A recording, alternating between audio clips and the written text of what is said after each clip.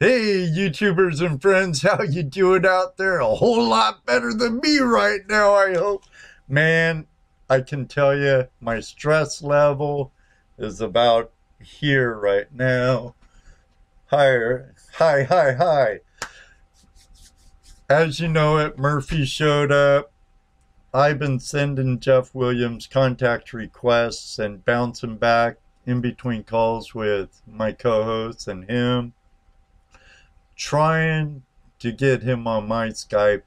Apparently, he's not getting no accept or deny buttons on his Skype. And if I accept his call, I put Dano and Jesse on hold and vice versa. So, all right, wait. Jeff Williams is calling. I'm going to be, hold on. Hey, Ed. Hey, Jeff. I'm going to call in on my phone because I've tried everything. So. You tried everything, I know. Yeah, I don't get it. Never had that kind of issue before, but I can call in on a regular phone and you can get me in that way if you like. Yeah, if you can do that. We'd love to have your picture, but we can do without it. Oh, yeah. And I was hoping Murphy, my redheaded stepbrother, would have stayed in his closet tonight, but evidently, you know Murphy, don't you? Oh, yeah. I know who you're talking about. So, all right, well, I'm going to call you right now, so if you get a phone call, that's me. Okay, well, let me get my co-host back on, and you have my call-in number, right? Yep. And that's the 419. Yep, 741-4090. Yep, I'm going to call it right now. How's that? Here, give me 3 seconds. All right, 3 seconds it is. 1001, 1002, 1003. And now he should be calling. Here. There he is. There's Jeff Williams, hopefully getting in on there. Jeff! Yep, that's me. All right. Well, you guys got to miss the intro tonight. We have Jeff on with us. Jeff, usually during pre-show, I'd be introducing you to my good friends, prospecting buddies, and co-hosts, Dano and Toledo Jess, as we call him. Hey, Jeff. Hey, how the heck are you? Doing pretty good. The heck okay. That's what I want to hear. We didn't know if we was allowed to unmute our mics or not. Do what? We didn't know if we was allowed to unmute our mics yet or not. We was waiting on Ed to call us in. Right. Well, it's one of those things, Dano. I don't know why the Skype thing ain't working. Oh, yeah. Hey, sometimes it works really great. I mean, we get on, boom, no problem. And we have problem with the guests. But, you know, sometimes we have problem with Skype and the guest is great. Right.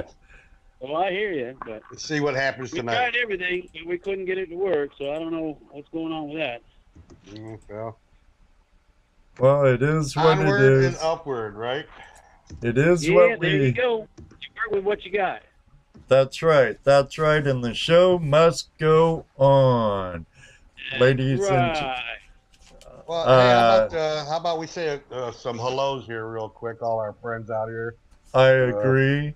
You know, the PD, I see PD's in there. And yeah, PD from Scotland. We have Tassie's Adventures. Yeah, Patrick Moore's in there. Tassie Adventures. Dennis Dayton. The Real Fire Demon one. And Sandy and Charlie.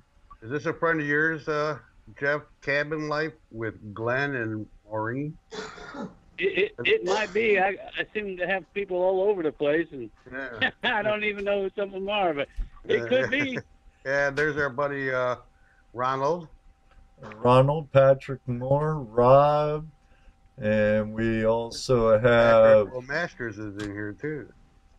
we have Bill Marsh in the house with us, and Ohio Relic Hunter and Wayne Peterson, of course. He's always here. Yep. yeah, and John Shaw, and Did you see John Shaw's guitar?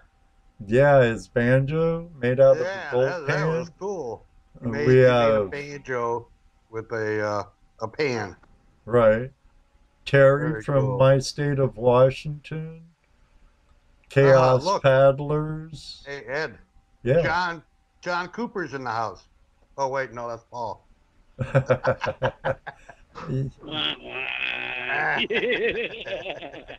And Nugget Brains in the house. Terry Carter's here. Terry Carter says, Jeff, love your video. Ed looks like another awesome show. Thanks. Well, thank you, Terry Carter. Yeah, thanks. I appreciate it.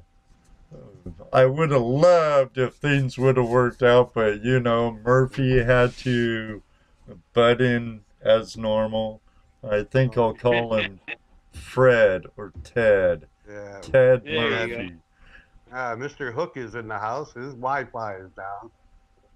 Uh-oh. Wi-Fi. Okay, well, hello everybody. Thank you for joining us here on Tuesday Night Hangout Live with, of course, Toledo Jess, Dano, and I, and our very special guest, Mr. Jeff Williams from AskJeffWilliams.com. I thought you were going to say Mr. Ed. Wilbur. Mr. Ed gets Mr. Ed a lot. There you go. The amazing talking skeleton. Yeah. Oh. Is Slim with you tonight, I wish I Jeff? would have gotten a picture today. I was going down the road, and I'm in Ohio, and I'm thinking about, okay, Jeff Williams is going to be on the show tonight. What are we going to talk about? What are we going to ask him? You know, all the typical stuff that I go through before a guest comes on. And wouldn't you know it, I saw Slim in somebody's car. I didn't know Slim was here in Ohio. That darn rascal gets around everywhere. I kid you not. He must be on vacation. Yeah. He's got cousins everywhere. Pirates, too. Yeah, I saw a picture of Slim's cousin, and you were on Lila's post, I believe it was, for the show. And you're like, "Arr, where's me gold?" Arr, where's me gold? Sorry about that. I had to go get my product placement. Yeah, you gotta have your product placement. Heck yeah. So, Jeff, we've been watching your Yes, videos, and I'm sure most of us have out here. We go through a series of kind of good questions and silly questions, and some of our guests like to call in and give hypothetical questions. And so typically we start off with what got you into doing not only YouTube videos, but prospecting? Well, I wish I had $1 for every time somebody asked me that. Well, I'm sure you'd be a rich man. You wouldn't need to dig for gold. I understand that. I know, right? It would be growing on trees. Right. Well, there's a long version and there's a short version. So I'm going to give you the short version. If you got questions, I'll elaborate on it. Okay. But hey, whatever trips your trigger, right? Speaking of which, I got my gun right here. Okay. So, you may need it. yeah, I know, right? Gotta watch over the gold. Okay, so the first one, which is always the most commonly asked question, is how did I get into all this craziness? So we'll start with that one. So, short version of it is at about age 10, my dad got me into this. He was into mining, and he thought it would be fun for us to spend quality time together in the mines. Of course, my mother thought he was out of his mind, no pun intended. And so he'd take me down in there, and I thought it was the greatest thing in the world because, you know, what kid would not want to explore tunnels and mystery and, you know, all the things, that hidden treasure. I mean, who knows what you're going to find? Right. So, of course, he started me off on that, and we went in around a lot of mines here in southern Nevada and a little bit over there in Arizona, and I got, super excited about that. I mean, that was the greatest thing since sliced bread. So he said, well, if you want, I'll keep taking you down in there and start explaining everything to you. And I said, yeah, what the heck, it's good quality time, and what kid wouldn't want to do that? So as I got older, I started thinking, I got to figure out why they were digging these tunnels, because it's fun to explore them, but now I'm curious why they were digging them, and what made them want to go this way and that way, and how do I know what the gold looks like, or silver, or whatever it is they're chasing. Well, I started looking into that, and he started explaining it to me, and then I thought, well, when I get out of high school, the heck with this, I'm going to find out and get my degree the real way. So I went to Mackey School of Mines up in Reno and got my degree, and then when I got out, I worked with a couple really good old-timers, two of them in particular. One of them was Larry Kennedy. I'll never forget him. And he taught me a lot about what you're not going to find in all these books that you read. And he kind of took me under his wing like an apprenticeship, and he had his own silver mine. And so he explained the do's and don'ts, and I learned real quick about the don'ts. And so we worked in that one for a couple of years, and then I did a few other mines around upper Nevada, and then after that I did about 3 years in the Army, U.S. Army, and then when I got out, I did some more mining, and it just kind of took off from there. And I thought, you know what, I don't know if I want to keep doing this or if I want to open up my own shop. And because mining started to drag off, the prices of metals were dropping. They spiked around the early 80s, but then they started to drop again. And so I got into automotive. I got my Master ASC certification, all 8 of them. And I opened a shop and did that for a while. And then that was all right, but my love is the mining, hard rock mining. I always love that.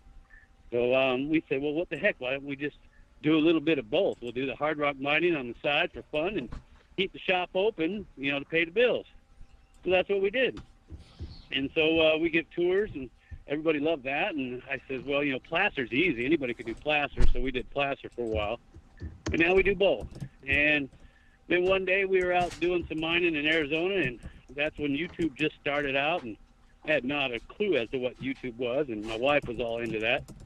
So we were digging up a patch out in a placer field in Arizona, and my wife had an old flip recorder that was one of the big things that came out when YouTube was new, and it had a little USB port that popped out the side like a switchblade, and it was pretty cool, but it was low definition. And one day she just said, hey, why don't you start talking about what you're doing? And I said, nobody's going to care about this. Come on. This is something that, most people don't talk about. Who would want to know about that?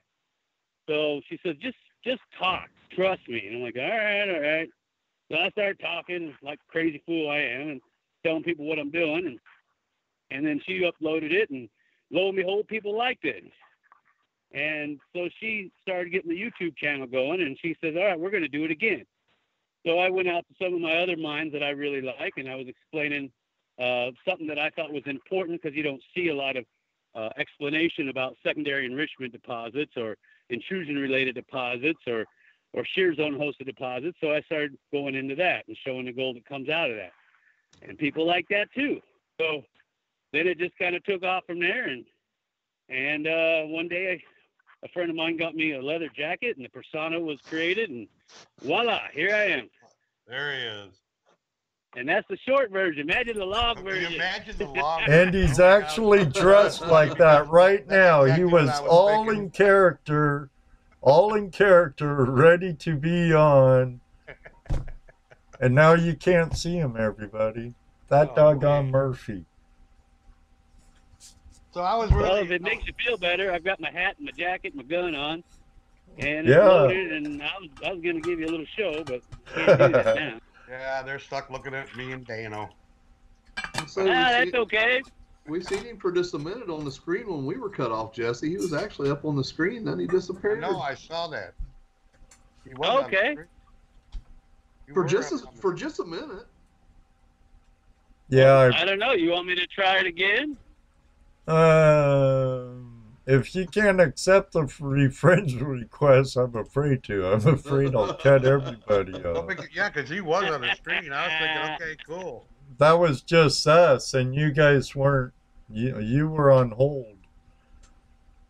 Ah, I see. So then he called. Yeah, because I tried to send you a request, Jeff, to see if I could draw you in through my Skype to the show. Oh, yeah? Yeah. Which one is it? Daniel or Dano. Oh, yeah, I see it right here. Oh, yeah, I can accept you. Accept it and see if I can pull you in. Now, wonder why the heck he can't accept mine. It's Skype. Skype's screwed up sometime, dude. It's just screwed up. That's all I can tell you, my friend. All right, I accept it, so I don't know what's going to happen next. Okay. Just a second here Drum to look roll, around. please. Please bear with us, audience. Thank you. Live entertainment for you. Let me look around here and see if it shows it accepted. Live Outdoors Treasures 1. Add to call.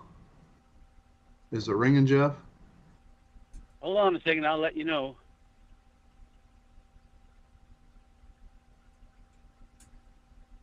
Everybody was calling for him to get on.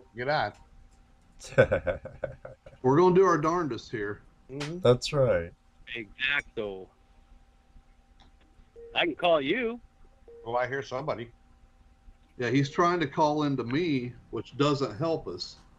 Oh, okay. You can add him to the up? conversation. All right. Uh-oh, I see something. There's another window. All right, now let's see if I can call him into our call since I've talked to him and hung up on him. Let's see if I can call him in here now. Oh, please bear with us, ladies and gentlemen. Yes, we're just stumbling through. It's okay. It's ringing to him right now. Murphy hates me, all right, Cameron. Let's see if we can get it to go through. Hey, there you are. All right, now hang your phone up, Jeff. Okay. I hear an echo. Echo, All right, let me echo. get my monitor up here so I All can right, see. there you go. Now you're getting your camera on. It's coming Hey. on. Okay. Now, do we got him in there? Do we got him in there, Ed? That's what I'm talking about. We got you, buddy. We got you. Yeah, let me put Jeff up front and center. There he go. is. Hurry. I got him. I got him. Good deal. We worked it out. Hey, Murphy tries to get us every week, but we always beat him. We pinched Murphy right in the butt on that one. And to answer your question, Jesse, Cabin Life with Glenn and Maureen, they're new subscribers to our channel. We're new to your channel, but really enjoy it. Thank you very much. Okay, never mind, Jeff. They're not friends of yours. But hey, I guarantee you they will be after tonight. They'll check you out after tonight. And if you haven't seen, I've been Williams videos, I've been really enjoying your Drift Mine series, and everybody loves that thing. And you're starting a new one. Yep. You're gonna be on that. You're gonna be working both of them. Yeah. Well, truth be known, we have more than just that. So I believe we it. got a whole handful that we work. Some of them we don't videotape because those are primary producers. And so we really don't like showing that one. And that's understandable. It's got some serious gold coming out of it, and I'm afraid somebody's gonna catch wind of where it's at, and I'm gonna come in one day and it'll all be gone. So the other one sits on private property, so I'm not so worried about it. The other one's on BLM land. Well, we don't like high graders and claim jumpers. That's what that 40 caliber on your side's for. No, I don't.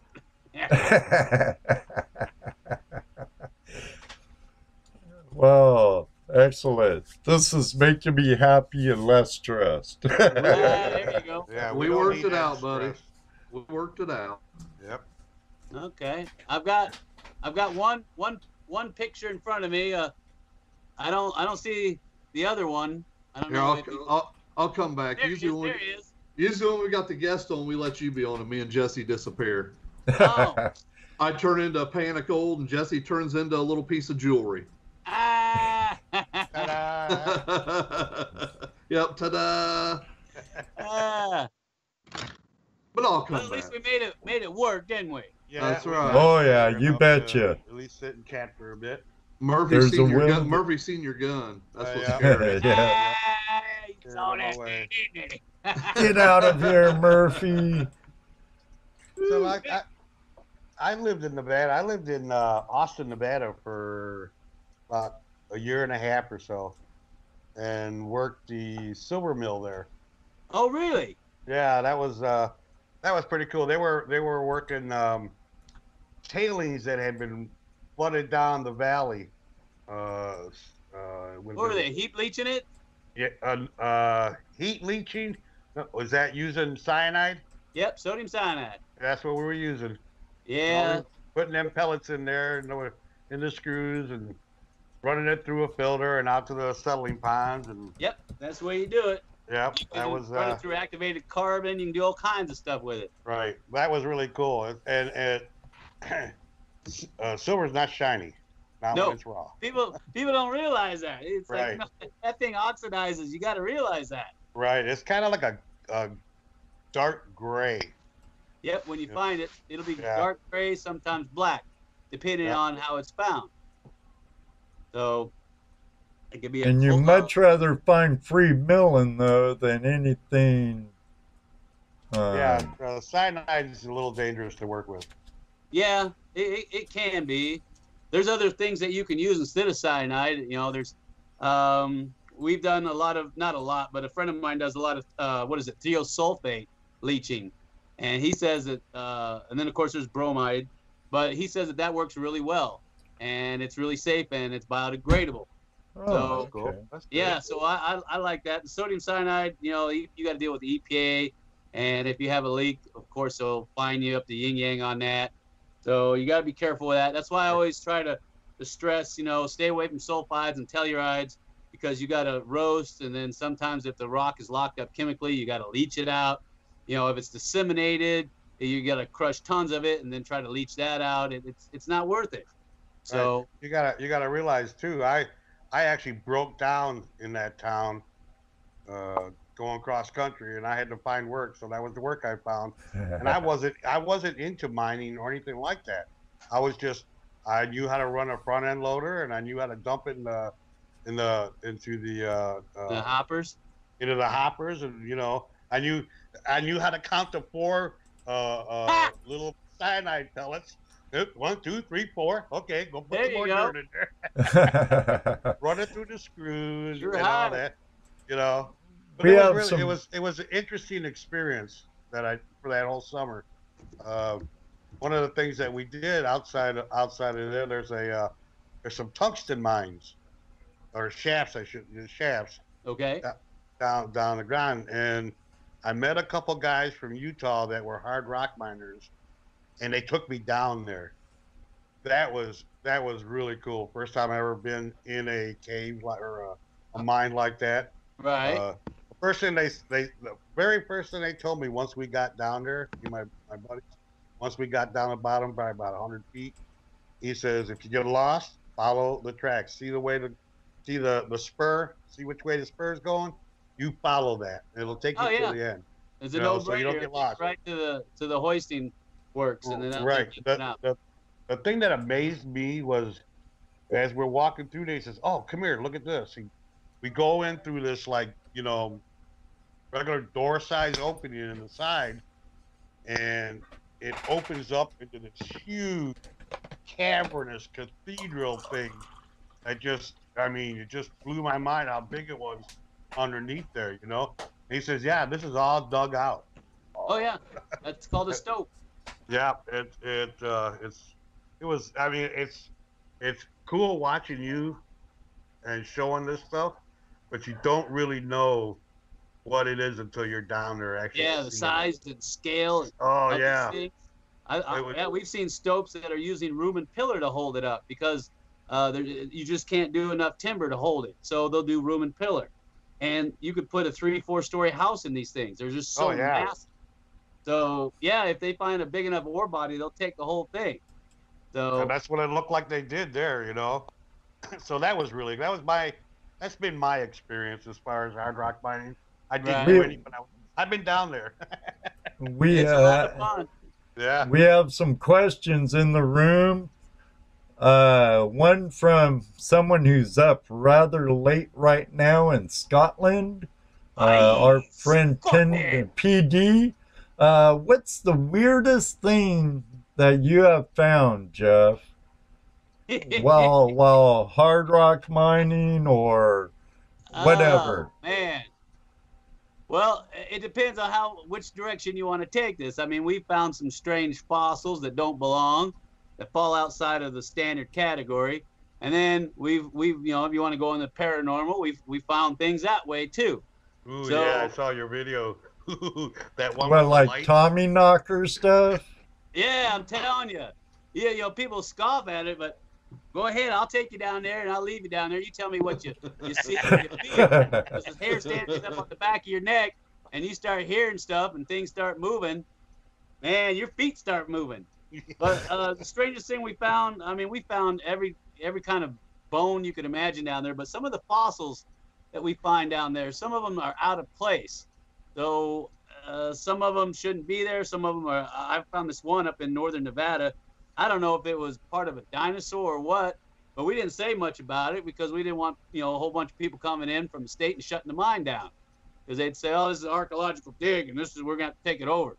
So I'm like, "Well, we're just going to keep quiet on this." But it was a strange thing, and I haven't found any UFOs down there yet, and I haven't found any of what's his name, Philip Schneider's aliens. I haven't found them yet. So I'm not saying it's aliens, but it's. Yick me in. Hey Jeff, we got a question here for you. Prospector Josh wants to know: does Jeff take his coffee with cream or whiskey? Well, if it's in the morning, it's with whiskey. But if it's in the afternoon when I'm settling down, it's with cream. I'll put lead in your pencil, boy. There you go. Our friend Shad Biffle from the Wandering Buffaloes Prospecting says, Semper Fi, Jeff Williams. My dad was Marine, Semper Fi, and I was Army, and I always catch flack for that. Because if any of you are service people, you know that there's a pecking order. And Marines are always first, and then there's a debate between Army and then Navy, and then, of course, Air Force is on the bottom. So that's the pecking order, so I always catch flack about that. So, he always tells me Army stands for ain't ready for Marines yet, son. All right, Jeff, I was Army. Huh? I was Army. Oh, how many years? Did you do a tour? I think you said you did a tour, didn't you? I did. I was in Vietnam, yeah. Yeah, 2 tours, I believe. No, not me. Oh, no? No, not me. I did one tour in Vietnam in 71. Were you there for the Tet Offensive? Nope, I got there towards the end of 1970. Oh, okay. Yeah, I was there most of 71. Right. And I was a Cobra Crew chief, helicopter mechanic. Oh, okay. There you go. We have some more questions in the room. Well, then I got more answers. All right. Cabin life with Glenn and Marin. Question: what's the most commonly dangerous thing about digging underground, Jeff? Big rocks falling on your head? Caving? I'd have to say, if you're working in, okay, now see, this could go either way. Now, if you're going and exploring a mine, that's one thing, but if you're working in it, that's a different thing. The biggest problem when you're exploring a mine that I've seen is when you run into pockets of bad air or dead air. That is usually the first thing. Falls, of course, because people aren't watching where they're walking. But if you're working in a mine, it's usually rock falls are the biggest thing. They call it slabbing. And right after a blast, the rock is fractured and very unstable. And so you go down there and you use a bar, and you bar down the rock after you hose it down, and you make sure there's no loose pieces. And sometimes you get in there and you might have missed one, and before you put the bolts in, it starts to come loose, and it can do some damage to you. So I'm going to say rock falls are the biggest problem in a working mine, and an exploring one would be bad air, and then of course falling, because I've seen a lot of people walking in there unprepared. They don't see the winds in the floor, and they go for a ride. Ooh. Yeah, I think I wasn't really all that prepared to go down when I went down, but I went down anyways. There you go. Well, as long as you got somebody with you that knows what they're doing, it's not a big deal. Right. Yeah, they made me feel comfortable enough to go down, follow them, especially since they went first. So. Exactly. And most of the time the mines are shored up. They're MSHA approved, and they got the bolts in the ribs in the back, and the screen mesh, and you got your self rescuer on, so it's not a big deal. No. No.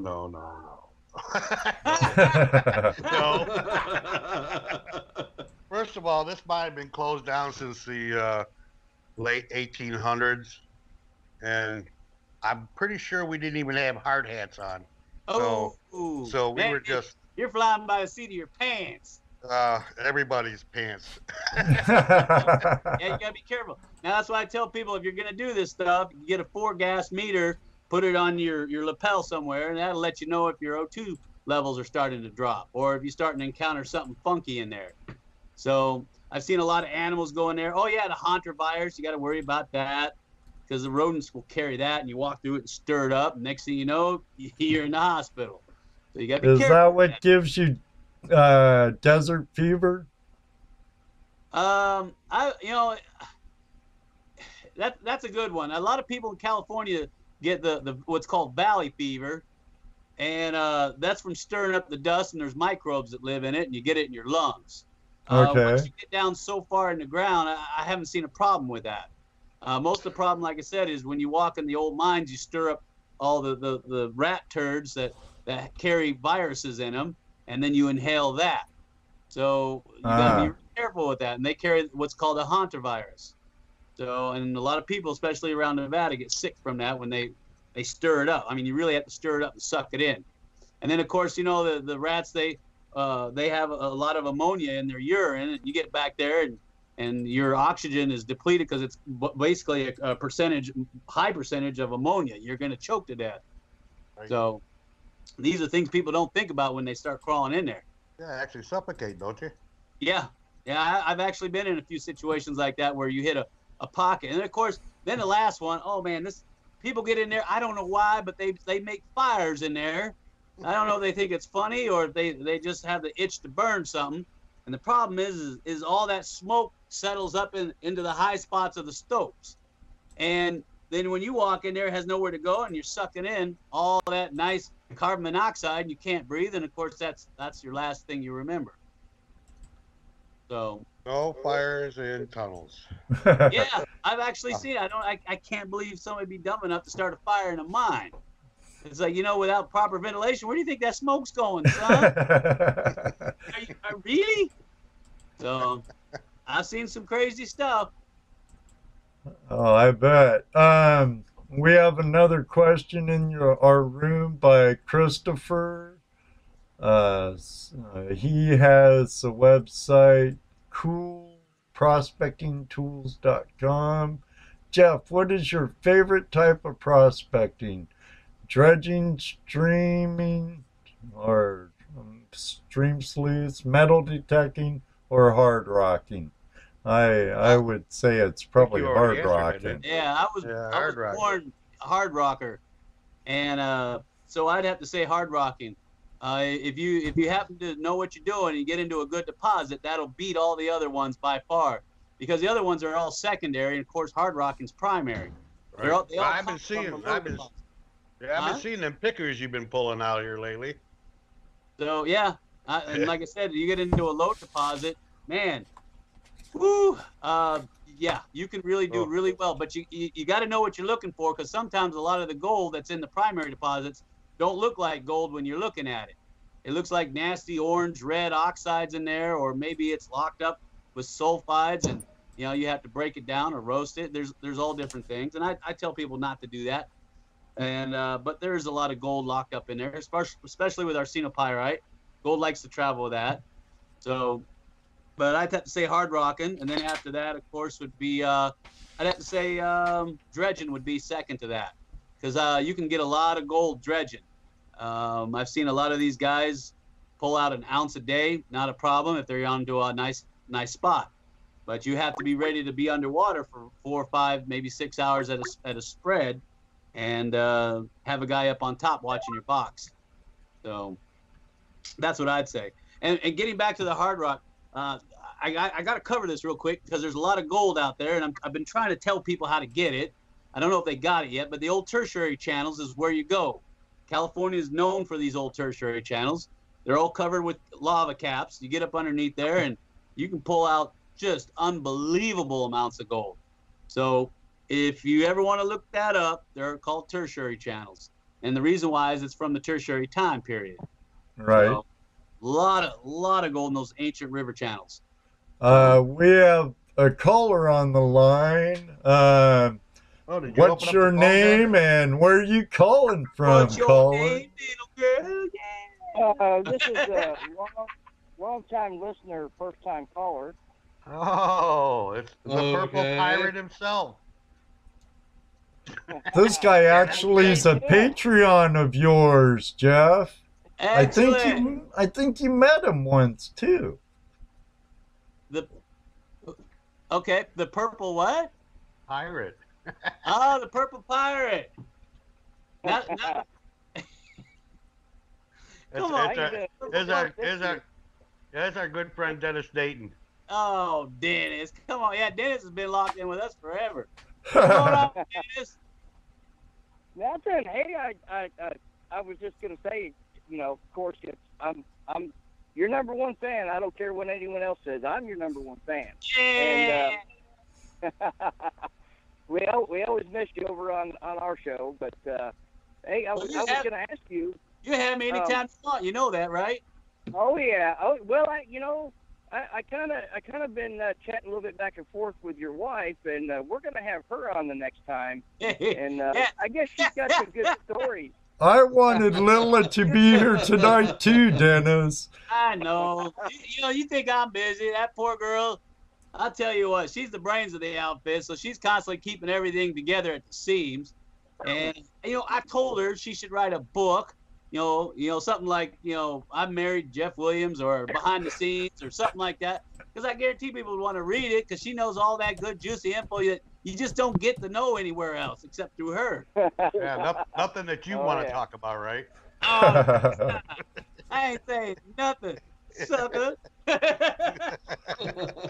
I was just making sure that because I sent you a couple packages a few months ago. Yeah, I you did got get those. them, didn't you? Did you get a chance? Did they have any little bitty screws in them or anything yet? Did you find it was the weirdest thing I ever saw. We were going to try to get a microscope in here with a camera on it and try to take pictures of them. But yeah, they're little teeny tiny screws. Oh yeah, and there was placer gold in there too. Really fine. Mesh. And, I didn't know how much gold was, but all I know is we were just trying to get basically all I did was when we went to the pit, I just shoveled where we were at by one of the big screws there, the big sand screws, whatever you call it. We just, where they drain that hopper at the bottom. Right. You could just see the black sand run. So basically, I just took it, shoveled it, classified it, tried to get the big rocks out, and then sent it to you. So I didn't know if there was how much gold or whatever. Box. I was like, what the heck? Big old bags in there. But yeah, it had some weird looking tiny little screws in there. I mean, it just kind of a weird formation. I don't know if that's natural or if that's from somewhere else. I don't know. Well, that's coming from 80 feet down in the solid rock. That's weird. And I can't see, I guess it could form naturally, but I don't know how. It just didn't look natural. Right. That's what we were trying to figure out is what is it? Where'd it come from? And how did it get that far down? Right. It's just so weird. Well, at one time that was probably the top of the the surface at one time because there's been so much alluvial that's been pushed over. You know, the glaciers have moved just huge millions of tons of material. And at one time that might have been surface. It might have been brought in from somewhere else. Over time, it's hard to say. I would almost like to have a geochem analyst done on it just to find out what it is. That would be interesting. That'd be cool to find out. Because we get lots of them. We get, you know, when I run mine through my cleanup sluice, it's just, you know, I get a handful of those things.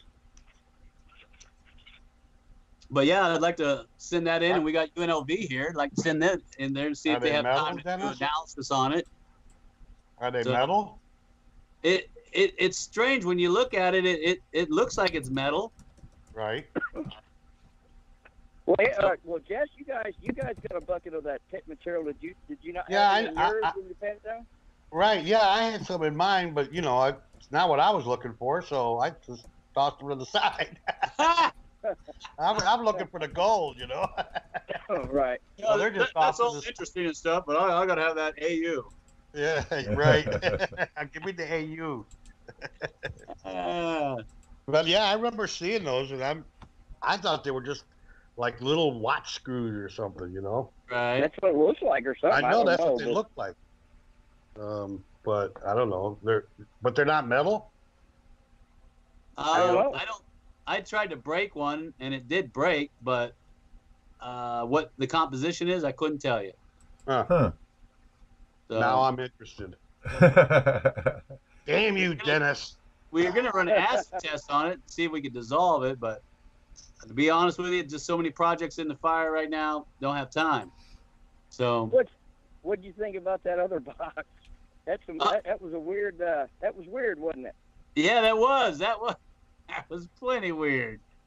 I tell you what. I almost gave up, and to fill you guys in, we're talking about the gold claw.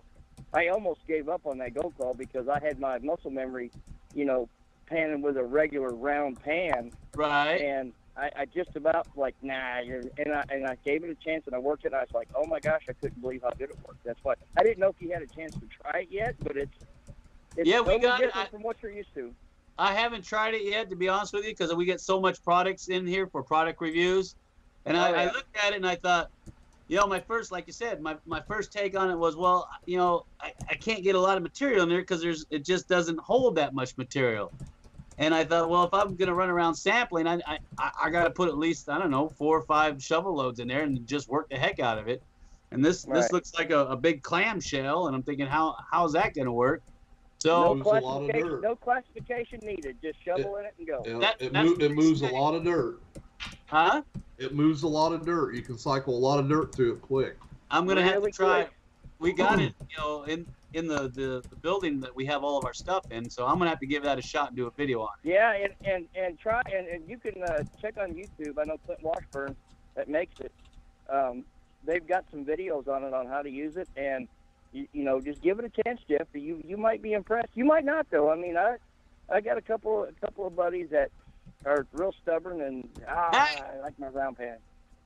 Of course, I had to send you my favorite color in a pan, so. Well, it was like a lime green, wasn't it? I think it was purple. Didn't I send you the purple one? Was it purple? Now I'm gonna have to go look. I don't know what I'm thinking. Yeah, Jeff. If you're talking about the gold claw, once you learn how to use, you know, like any tool, once you learn how to use your tools, once you learn how to use this pan, you're gonna love it. I mean, great for sampling. Yeah. It took me a while. Chris Bogos got hooked on it. Chris Bogos, he doubted it in his video. By the end of the video, he lives by it now. Oh yeah. Wow. It's totally different. It is. It is totally different. It's a different. It's just a different method, but it works really quick. You can go through a lot of material really fast. And you could even a lot faster than you can go with your super sluice. You can dry pan with it too. A side-by-side comparison. Now you got me curious. Yeah, and you can dry pan, like Ed said. You can dry pan with it too. Does pretty good dry panning. That's amazing. Okay. Yeah. And if you have the pocket one, you can put banana splits in it. He does have a pocket one. I can see going to Baskin Robbins with one of those. Or an ear of corn. Put your butter in there and roll the corn There you in. go. Hey, there you go. Butter. Num num num num num.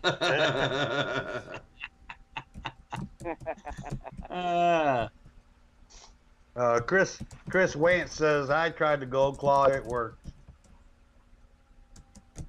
Well, yeah, it worked. Well, I'm gonna have to give that a shot. Here's the reality of this.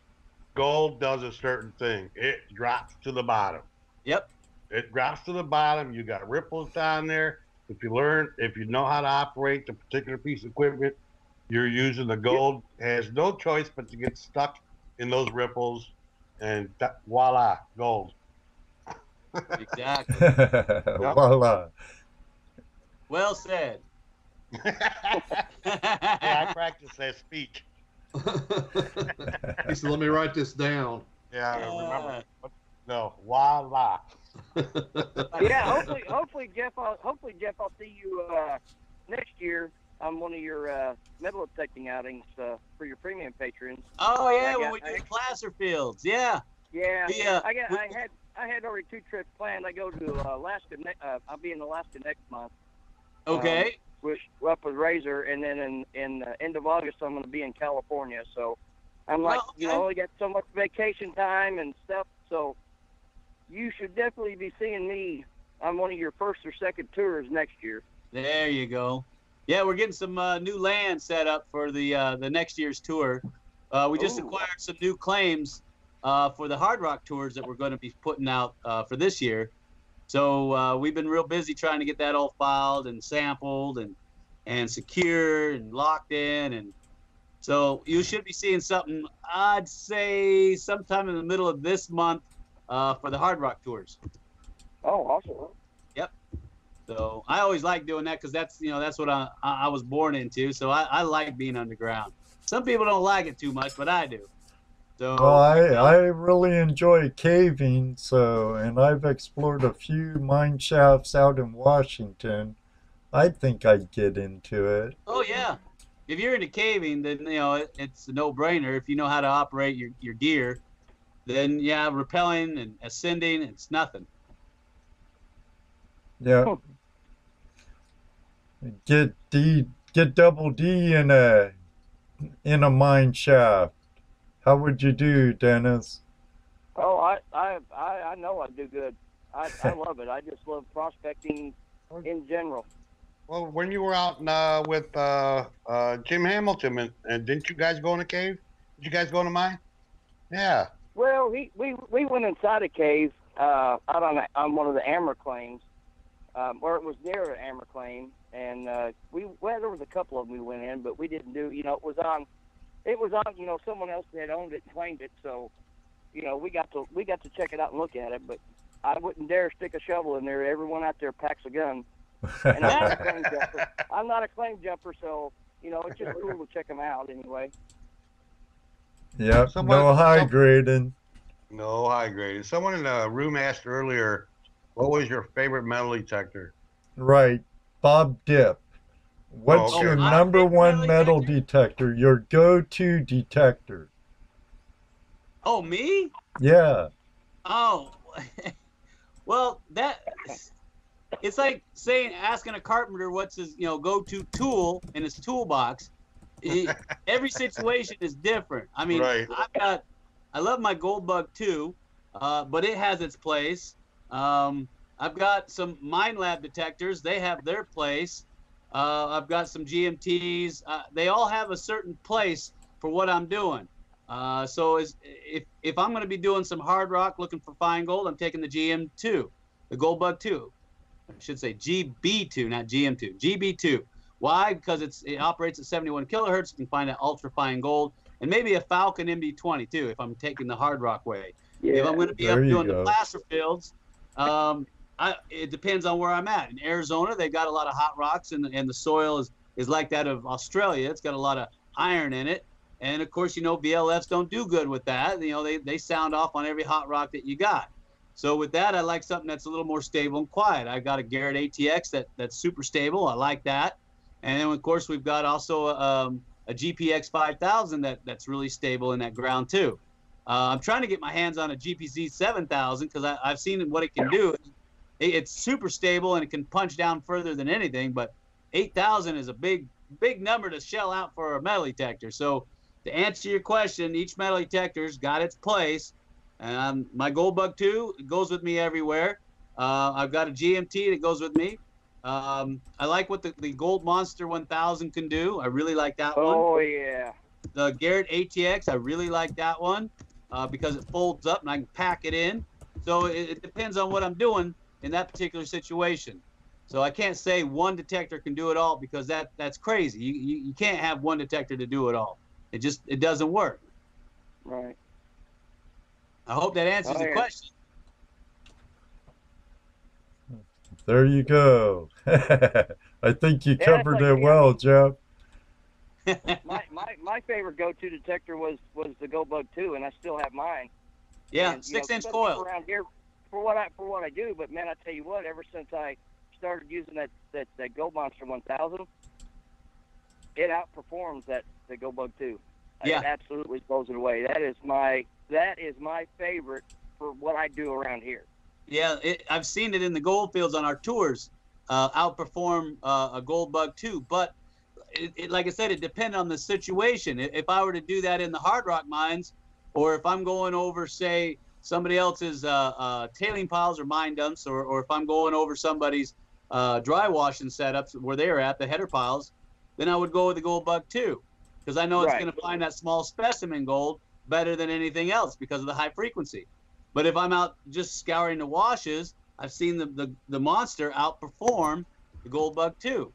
So once again, it depends on your situation. But then again, I could say the Garrett ATX can blow away the Monster, but then again, that's apples and oranges because one's PI and one's PLF. Right. Oh, yeah. So you can't have just one detector. But me, I like taking the Gold Bug 2 with me. It's always been one of my favorites. It does have its limitations, but I like the 6-inch coil on it because it can perform better to do what it's supposed to do with a high frequency with a small coil. So that's why we set it up that way, and that's why we recommend that. And we can find specimen gold with it, and we can find mineralization, which is a key to finding placer deposits. We can snipe with it on bedrock, which is really good. And of course, we take it into hard rock mines all the time to find that smaller gold that's locked up inside the hard rock, or if we're looking for any type of deposits that are like in Slim Pickens 1. It's really good. It finds that really small gold that's locked up in those underground alluvial deposits. PD, our buddy from Scotland, asks about dowsing rods. I know the answer to this, and if he would have watched more of your videos, I'm sure he would have too. Watch more of his videos. Well, what does he want to know? I mean, I'll tell you anything you want to know about dowsing rods. He just says dowsing rod, question mark, question mark, question mark, question mark, question mark. Well, that's a lot of question marks. All right, so the skinny on the dowsing rods is me. It works for me. Now I can't hand them off to somebody else and say it'll work. But the first thing I noticed when I picked up a set of rods, it doesn't matter what they are. We just picked up some cheap copper. I noticed right away I could find any pipe in the ground like that, any pipe. And I thought that was amazing. And I took it from there. And then I started studying, the principles of it. And I thought, okay, now how do I localize it? What if I want to find one specific type of mineral? Well, then I realized that there was a specific way that you do that too. And I practiced at it just like any skill that you have, that you want to have. You just don't pick up a guitar and start playing riffs of Eddie Van Halen. It takes time. And so I started working with that, and it started to work for me. But you really need to focus on it. And some people, they swear it don't work. Well, I say I'll put my money where my mouth is, and it does work. I've seen city workers use it too when they're trying to locate pipes in the ground. I don't know why it works. I've got a lot of theories about it, and quite frankly, I don't care as long as it does work. So it works for me. And like I said, if you got a pipe or something that's in the ground you want to find, I guarantee I can find it. Yeah, so I hope it answers his question. But you know, like I said, it's not for everybody. I don't know why it doesn't work for everybody, but it does work for me. And like I said, I'll be more than happy to put my money where my mouth is on that one. So yeah. I'm a dowser too. Dennis is a dowser. I use a pendulum also. I tried the pendulum for a while, but I couldn't get it to work like I did with the rods. I got frustrated with the pendulum, so I gave up on it. I tried map dowsing. I tried all kinds of stuff using a pendulum, and I just didn't have it. It didn't work for me, so I let it go. I don't knock it. Is there something to it? Sure, why not? But I stick with what works for me, and that was the rods. Right. Like you said, rods don't work for everyone. The same with the pendulum don't work for everyone. That's right. And rods have been around forever. Before that, they used a witching stick. It was a V stick, and you had a lot of people in the old days. They could find water like nobody, and they were so good at it. The old timers could actually tell you how far down deep it was, based on how that stick would respond. So, like I said, you know, just got to have an open mind, and you know, there's a lot of things that we don't understand, and just because you don't understand it doesn't mean that it ain't real. Right. So that's my take on the dowsing rods. You know, I could talk all night on them, but it took me a while to understand that there's different techniques. You know, some people stick them in their hands and start walking and say, "Oh, I didn't find any gold." Well, you just can't do that. It's like me throwing you a guitar and say, "Okay, I want to hear Eruption by Van Halen. Come on, kick it out. I want to hear it." You know, he does it. Why can't you? Well, it takes time to develop skill. So that's my take on it. My 2 cents. I've actually watched that. We did some video on him dowsing the creek, looking for gold, and it seems to work. I mean, I'm not knocking it. I don't touch the rods at all. I won't touch them. You won't touch them? No, I won't even touch them. Oh, are they gonna bite you? I think he gets all voodoo with it. Bad juju. Right. There's something wrong there. And that's the thing. That's how much I actually believe they work. Bad You know? juju. He's possessed. Right. But I don't touch them myself. You know. But I've watched Ed use them, and we you know, we've gotten together and we said, okay, well, we think that's where we need to dig. That's where we'll dig, and sure enough, there's gold there. You know. So I'm not knocking it. I'm just not doing it. And when you get into this profession, you know, you gotta explore every possibility, right? Because you know there's always going to be the other guy out there who does and gets more gold than you. So you can't just limit yourself to just one technique. You know, you got to try dredging and dry washing and melitecting and underground mining and anything you can think of. And if dowsing is part of it, then try it out. Maybe you can get the edge that way. Me, you know, I've tried just about anything to see if I can get the edge, because that gold is getting harder and harder to find as we mine the heck out of it. So I got to come up with new ways of finding it, you know. So if it takes dowsing, then I'll do dowsing. You know, it takes whatever I got. So we're actually, you know, we're kind of that way too. I mean, I stopped at dowsing, but but we do try new product, new things, just to see, you know, the different things that are coming out. Because, you know, because I know that a piece of carpet will catch gold with no problem, you know. But it's always good to learn new things and try out new products to see if these things are more efficient. Because we want to get as much gold as we can with as little work as possible. Exactly. You know, so work smart, not hard. You'll see that the old timers used to use what was called a miner's compass. I was going to ask about the miner's compass. Yeah, basically what it would do is pick up on magnetic anomalies, especially where there was high concentrations of iron, because gold sometimes has an affinity with iron. So the old timers, if you go on Google, you'll see some of these old antique. They're called miner's compass, and they'd walk around with it and they'd wait for it to start to swing down, and when it did, they'd say, okay, there could be a strong possibility of gold here. I'm going to start to dig. So, and then if you go back further than that, look what the Spaniards were using when they were finding gold. I mean, everybody knows that they could find gold like nobody's business. And I know that they were torturing a lot of people to get the information. Yeah. And then, you know, of course, labor.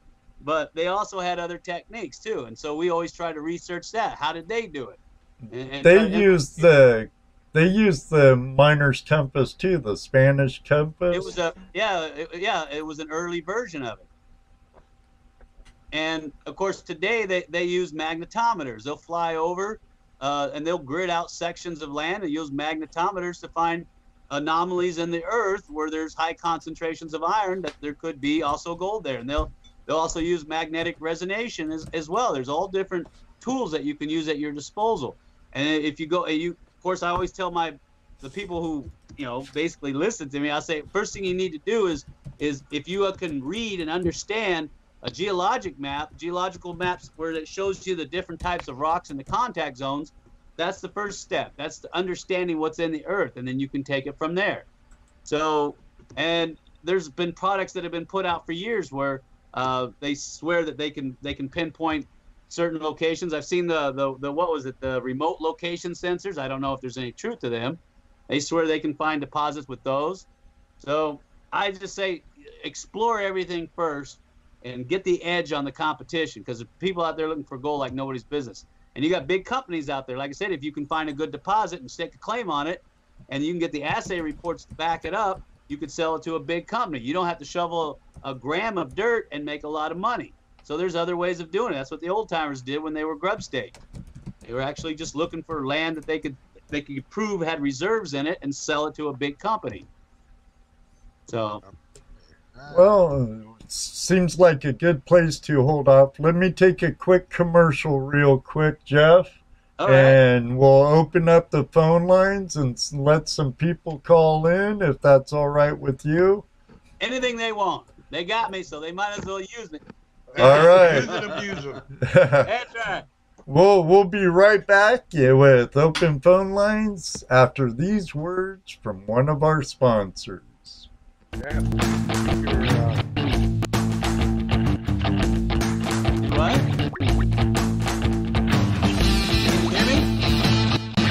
Can you hear me? Yeah, so can they. I wasn't sure if anybody could hear me, but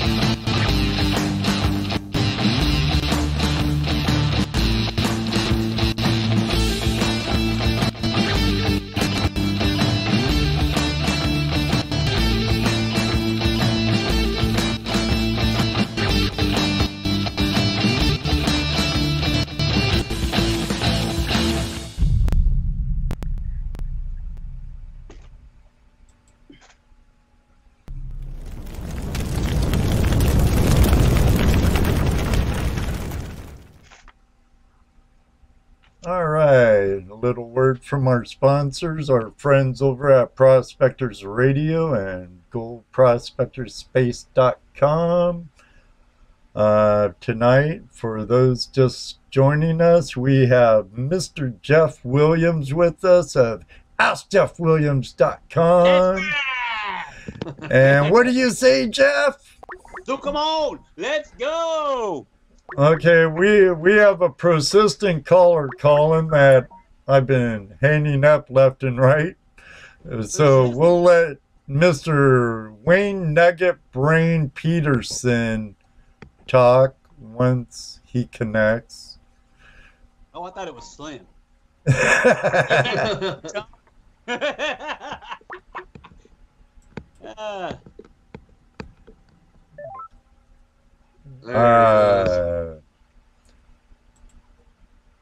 going on, Wayne? Oh, you blew it. You're not supposed to do that. There Too late. You have a question for our guest tonight? Yeah, have you ever worked the Stanton area heavily? Have I ever worked a stamp mill? No, the Stanton, Arizona. Oh, no, I've been out there, the Weaver District, Stanton, out by in Arizona, out by Wickenburg, but I haven't worked it heavily. Actually, I was trying to find some claims out there I could claim up for my people, because there's a lot of sections out there that are still open. You just have to know how to look. But I haven't worked heavily, to be honest with you. I know the history really well about that potato patch, real well. So yeah. But I've seen a lot of people find some good-looking nuggets out there, and there's some awesome nuggets. And the LDMA's got a big claim out there too.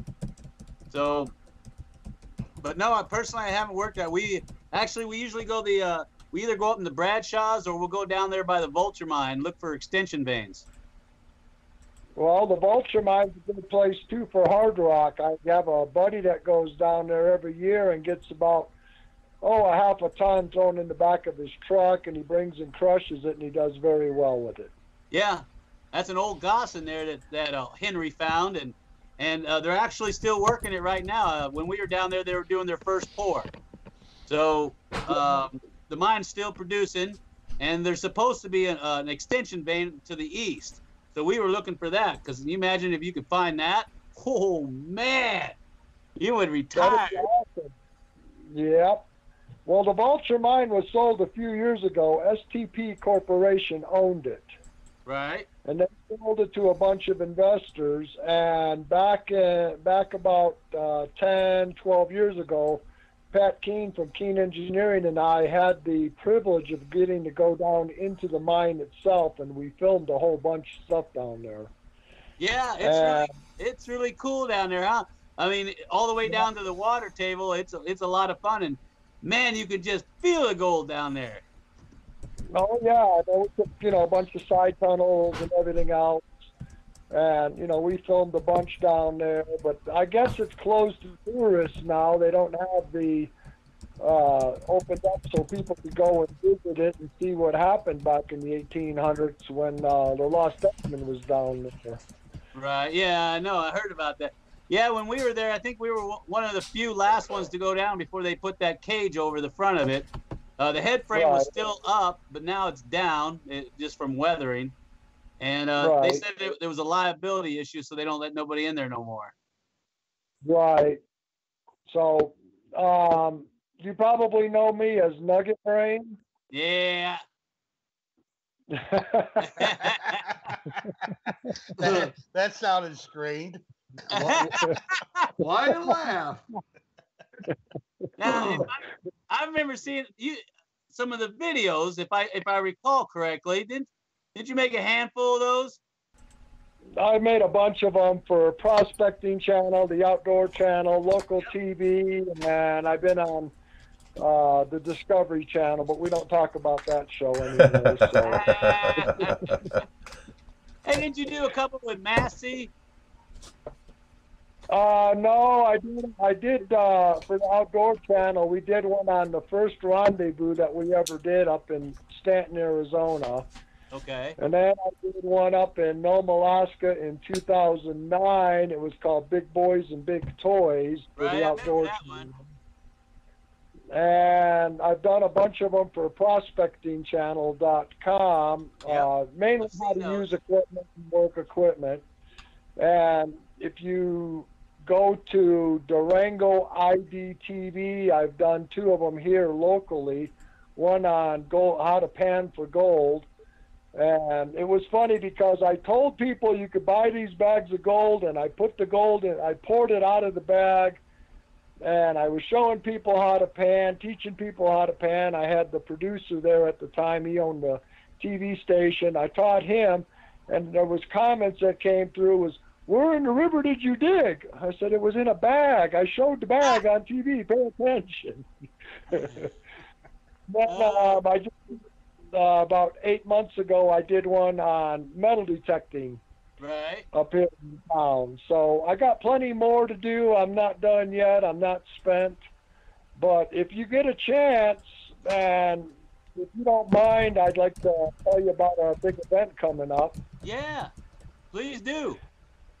I have a metal detecting hunt in June 29th, 30th, and July 1st in Memphis, Colorado.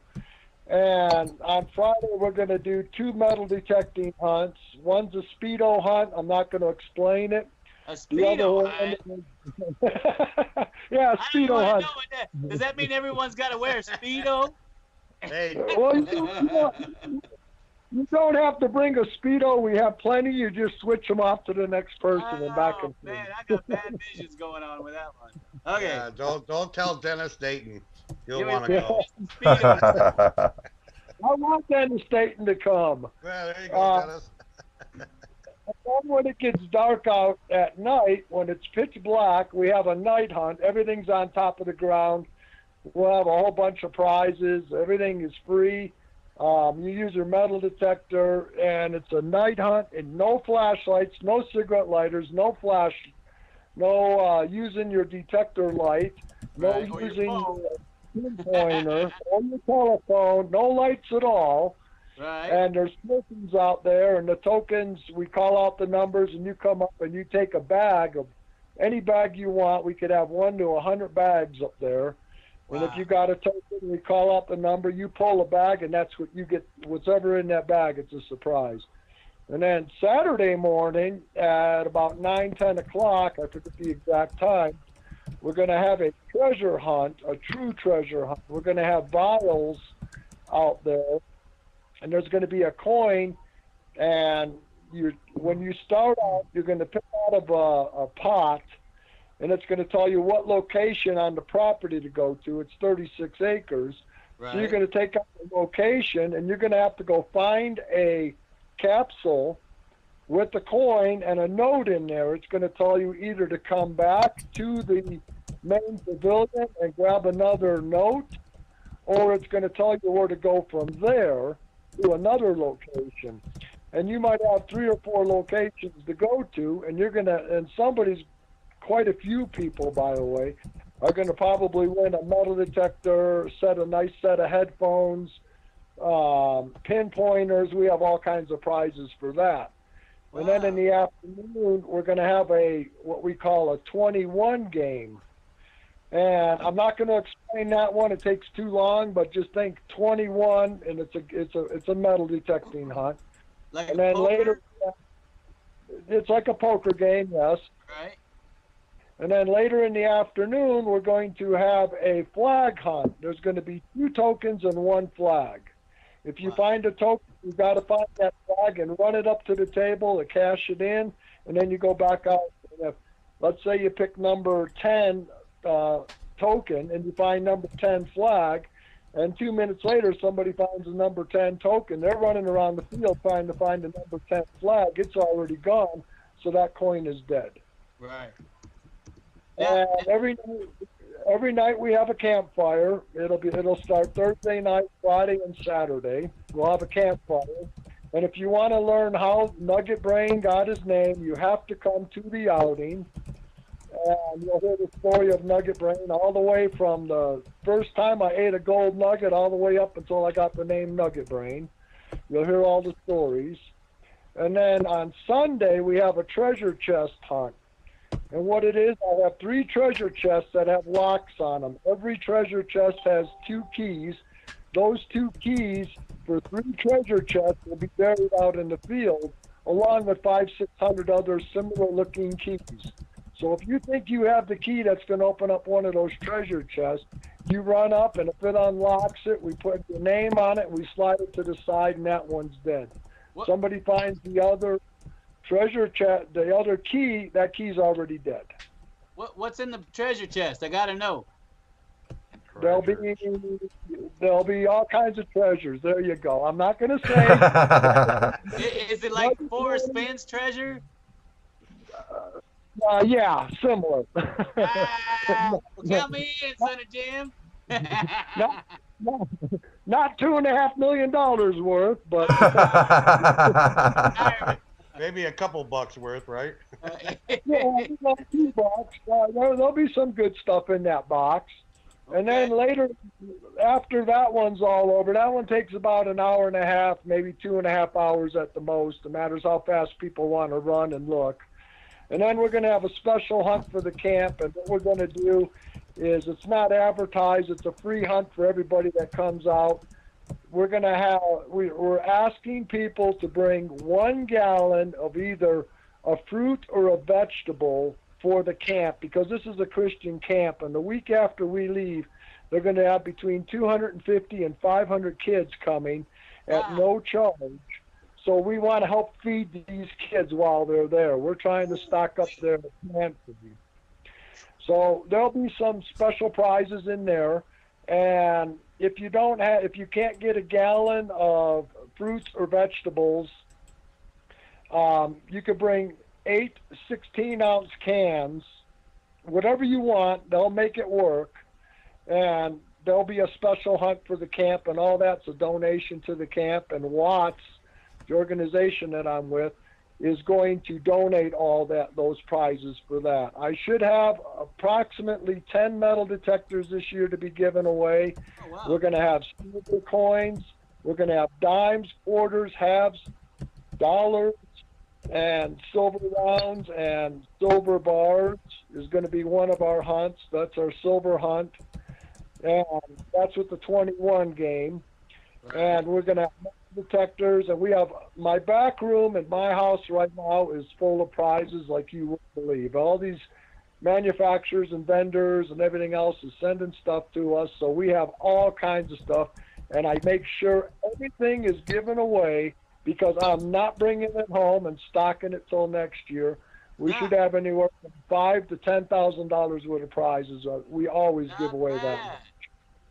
Hey, well, Nugget, if any leftovers, you can always send them to 1361.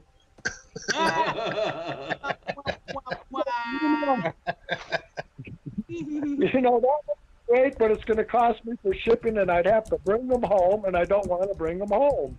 Oh, fine then. You just have to come out. You just have to come out and win. Now, there is a couple other things that I haven't said yet tonight. I've said it before. There's 2 secrets cans out there that are sealed. They are on the property. I was out there a couple weeks ago. I verified they're both in where they're supposed to be, where they were since last year. Nobody's found them yet. There's all kinds of prizes and tokens in there. You don't need a metal detector to find them. They're in plain sight. At least I think they're in plain sight because I've seen them. But those are out there, and we have a game we play with that, so people are not allowed to open them unless they want to. Then they blow the game. And we also, the man that found the treasure we buried last year, we buried a container down in the ground, about 22 inches in the ground, and this man dug for about an hour and a half. He found the container. It was loaded with coins and all kinds of goodies. So he said that this year he's going to send me something. So when I was in Las Vegas at the gold show, he gave me this container, and we buried it about a month and a half ago. So it's fermenting in the ground very well. So it should have a good aura around it, and it's worth over $300. There's a gold nuggets in there. There's a gold ingot in there. Some huge turquoise nuggets, other coins, and all kinds of stuff. And I mean, it's worth over $300. We figured it out. And if you find it and you want to sell it, he'll buy it back for $300. And either that or you could keep it. It's up to you. But he played it forward last year, and it's just an awesome thing for people to do. And it's an awesome event. They do have housing available. You could bring your campers in. You could bring your tents. You could sleep under the stars. Or you could stay in a bunkhouse. I believe the bunkhouse is $45 a night, and to sleep under the stars or in your tent, it's $40 a night. And that goes to the camp. That's how camp generates money. It sounds awful expensive, doesn't it, at $45 a piece? No, that's not bad at all. It's cheap. Well, here's a kicker for it. It includes breakfast, lunch, and dinner. Oh man. That's cheap. That's real cheap. That's real cheap. Comes out real cheap. You don't have to worry about cooking. You don't have to worry about washing dishes or anything else. They're putting the food out there for you. You go out and you hunt. We have 36 acres of property. I have over 4 coffee cans of relics planted out there all the way from the 1800s to present on the 36 acres. So people are welcome. When we have open hunt, we call open hunt. You can hunt the whole 36 acres, Whatever you find, you get to keep. There is a belt buckle out there that I shouldn't have planted this belt buckle. It's a Ferrari belt buckle. It's worth over $200. Nobody found it yet, so I hope somebody finds it.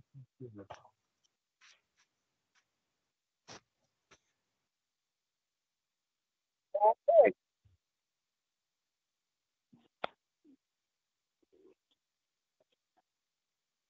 I don't mind a bit. I enjoy calling in like always, and I'm always listening, and I always tell people to join in. So thank you, sir. God bless everybody.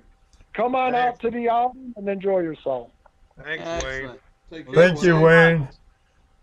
And if you want information on what Wayne Nugget Brain Peterson was talking about, go to www.watts.org. That's www.watts.org. Once again, www.watts.org.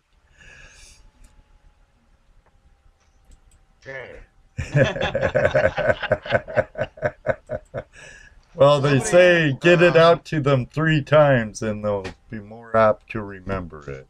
Right. Stuart Highland asked a little while ago, while we're waiting for the call, what does Slim do on his time off? Did he go bowling or swimming or what? He basically bosses me around, tells me to dig faster, and then when he's not doing it, he's napping. Lazy. Well, that's what he does on his time off? Yeah, well, time off. Time off is on my back is what his time off looks like. He ain't got no time off. He's always off. That's what Slim's doing. Yeah. We have another caller on the line. We have 2 callers on the line. Quick draw. Hey, look at that. Okay, Prospector Josh was first. Look at that. We have a party line going on. Prospector Josh was first. Then we have Ronald. And then we have John Shaw. Josh, how you doing, buddy? We're good. Oh, doing great. Hey, Jeff, how's it going? Pretty good. Yourself? Oh, we're doing great. Slim enjoying his coin? Hey, John. Yeah, he's loving that thing. We still need to make a video on that. We've just been running around. We've got like 50 irons in the fire right now. And we're trying to get geared up for this year's Hard Rock Tours, and that's taking a lot out of us because everything's claimed up by these big companies coming in out of Canada. So we're running around like crazy people trying to find claims that are left over by them. So, yeah, but he's enjoying that coin. I'm sorry I haven't made a video on that yet. All right. I just wanted to say hello and let you know we keeping up with you. Oh, man, I appreciate everything, too. Really like that coin, man. I should go get that coin, but it's in the other room, and I'm afraid if I walk away, Slim's going to think that I'm snoozing. All right. Well, you all take care, and you have a great evening. Thanks for calling in, John. Hey, John. That's an awesome banjo you made there, too, by the way. Yeah. I just called in to say cheers tonight to Jeff and Slim, but I love it. Josh found Slim's dog. I know, right? Yeah, he's been like Slim. Look at those teeth.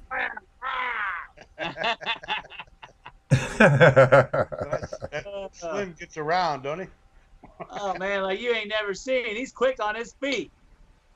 Yeah, I know he's always sneaking up on you.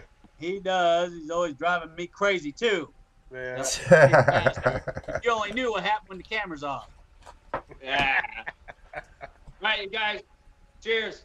Take Cheers. Care. Thanks, Prospector Josh. Thanks, Josh. All right. Now we have Ronald from ERT Radio. How you doing, Ronald? I'm doing good. I'm in Minnesota. Hey, Ronald. Hey, how you doing, Jeff? Good to see you on. Good to see you on Ed's show. Thank you for being a guest. Hey, it's always a pleasure. Couldn't turn that down. That's right. And I had a kind of maybe a silly question, or some would maybe say it's a stupid question. I don't know. But you're a gemologist. You're a stupid question. That's right. Just stupid answers. Exactly. Dealing with your training, with your schooling, your degree in gemology. Does gold tend to hang around certain kinds of gemstones, like, for instance, where you're doing the hard rock mining up in the quartz area, and you can see gold near the quartz veins? Is that a common thing for gold to be around gemstones or quartz or rock, or like, black sand, for instance? Gold is in the bottom of the river with the black sand. So would it be the same for the quartz veins and the different gemstones? Well, see, this could get into a long discussion about geology. No, shorten up. Just. But there are what's called indicator minerals, and there are certain gems out there that are associated, depending on the type of deposit you're looking for. Now, if you're doing a hard rock deposit, which is an in-place, maybe a fissure-filled vein, there's like 12 different deposits. And if it happens to be epithermal in nature, yeah, it can be associated with jasper. It could be associated with chalcedony. It could be associated with all these things, but you have to know the type of deposit you're working with first. The other question you said is black sands. Well, a lot of times, a lot of your mineralization is going to have iron in it. And of course, iron's heavy, gold's heavier. It's 19.3 times heavier than water. And so, being heavy as it is, when they travel, they usually travel together. That's why when you find them, you find the two together, especially if there's heavy mineralization in the area. And of course, certain deposits, like your Gossan deposits, which is where you have a lot of iron, which is basically what has happened when iron pyrite has oxidized all the sulfur. It's leaving the iron and the gold behind. So you have Gossans, iron hats. So to once again, to answer your question, I could keep going on for hours, is based on the deposit. Yes, certain gemstones and mineral indicators are associated with that. And black sands are associated with gold in rivers because they're both really heavy and they drop out about in the same low pressure zones together. So they'll be found together. I hope that answers your question. That's very good answer. Thank you. And that really cleared up things a little bit. Kind of suspected that with the black sands in the river. Yeah, so I don't have a whole lot of gemstones really that we're looking for when we go to Ohio and stuff like that. Mostly we look for black sand and how things wash out with the rock and stuff like that. So, but you're right, the heavier rock and the gold will more than likely fall out the same areas, Exactly. So a lot of guys, what they'll do is they'll try to find that streak of black sand, and when they're trying to find a pay streak, and then they're hoping that on the bottom of that there'll be deposits of gold, because the gold, like in a gold pan, will be underneath it. So they'll try to locate those black sands. Now that doesn't always mean it's going to be that way, but it's a good indicator. So, and of course, gold sometimes forms in quartz when it's, hydrothermal solutions are starting to percolate up, but it doesn't mean that there's always going to be quartz with gold, because I've seen quartz veins that are completely barren, don't have anything in them. And then other times they do have heavy mineralization in them. And then the interesting thing is, remember, things happen during different timelines. So you could have a quartz vein that looks like what's called ribbon quartz, and you'll have bands in it, and the inner band will be barren and the outer bands will be chock full, because at a later time is when those hydrothermal fluids came in and under hydraulicking opened up or swelled up that fissure and redeposited another layer in there. So, and then of course there's going to be times where you find no quartz associated with gold, like in secondary enrichments on your intrusion deposits. So when you have granite intrusion up through a carbonate-hosted deposit like limestone, dolomite. So, like I said, we could go into hours on the discussion. Yeah. And there's 12 major deposits when it comes to hard rock. Of course, there's more than that, but 12 basic major deposits. So, once again, quartz and gold don't always have to be together. All right, thank you very much. And then one other question, really quick. I went to some waterfalls over here near where I live at. I'm in Jefferson, Minnesota. I'm near the petroglyphs in Minnesota. Okay. If you know where those are. And anyway, we've got these waterfalls called Red Rock Falls, or Redwood Falls, Red Rock Falls, I think is what they're called. I get them confused. There's a town called Redwood Falls, and then there's the Red Rock Falls, which is near me. And I went there, and I was looking at the lines from the top where I was standing on top of the big red rock, and then I was looking at these lines every so many feet, you know, on down to the water. The water was like way down, maybe 150 feet down, you know, and you can see these lines very well, you know, they're marked on the stone, you know, each so many feet.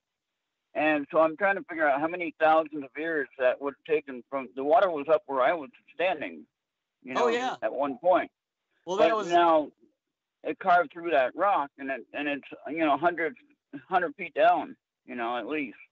And along the rock, there's the lines of the different years that it had carved through the stone. So I don't know how many years that was per each line. I wonder if there's a way to know that. I guess you could actually look at the striations in the rock and use that information if you could figure out when the last ice age was, the melt time, as far as the glaciers have traveled. So you know it can be figured out, but I don't know if it would be something that would be worthwhile in your pursuit of gold, unless you're just doing it out of curiosity. Curiosity was my reason. Oh, okay. Because I was trying to figure out where you're going with this, because I'm like, well, I can't see how deposition would have any, connection or correlation with striations and the. But perhaps it could be with timing of the events of each line, you can actually figure out where the gold could possibly wind up at. Well, okay, that's so for instance. That's why you need to look at your moraines and your tills, because that'll tell you where everything was pushed to, and then when rivers cut through your tills or your moraines, then it's going to redeposit the gold that was pushed down from that. So that's what I tell people to look for who are in areas where there was a lot of glacier activity. Okay. All right. Good deal. All right. Thank you very much. I'll let someone else call. Thank you, Ed, for having the phone lines open. Thanks, thank Ronald. You, Dano and Jess. And Ed, I'm sorry I missed you last week when I went driving past your state. It's all right. You were a couple hours north. Yeah, I went to New York for a week to visit some paranormal. You're talking about paranormal earlier. And visited some people at the Pine Bush Paranormal Conference they had in New York, but they didn't have it because they had 3 tornadoes touched down in the area, which I was watching when I was driving to there. And we sat there for a week without any power for about 4 days.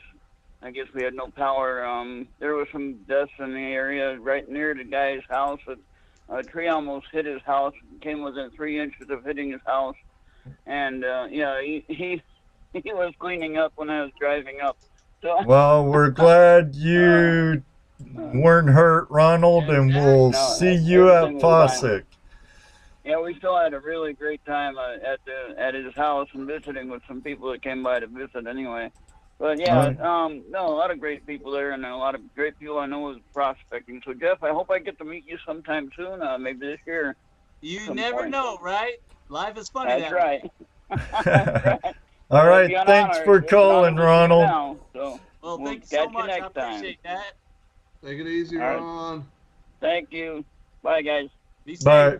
We have an overseas caller from halfway around the world, Jeff. Around the world. We have a placer miner who's very well at what he does from Australia. Aye. How you doing? How the heck are you?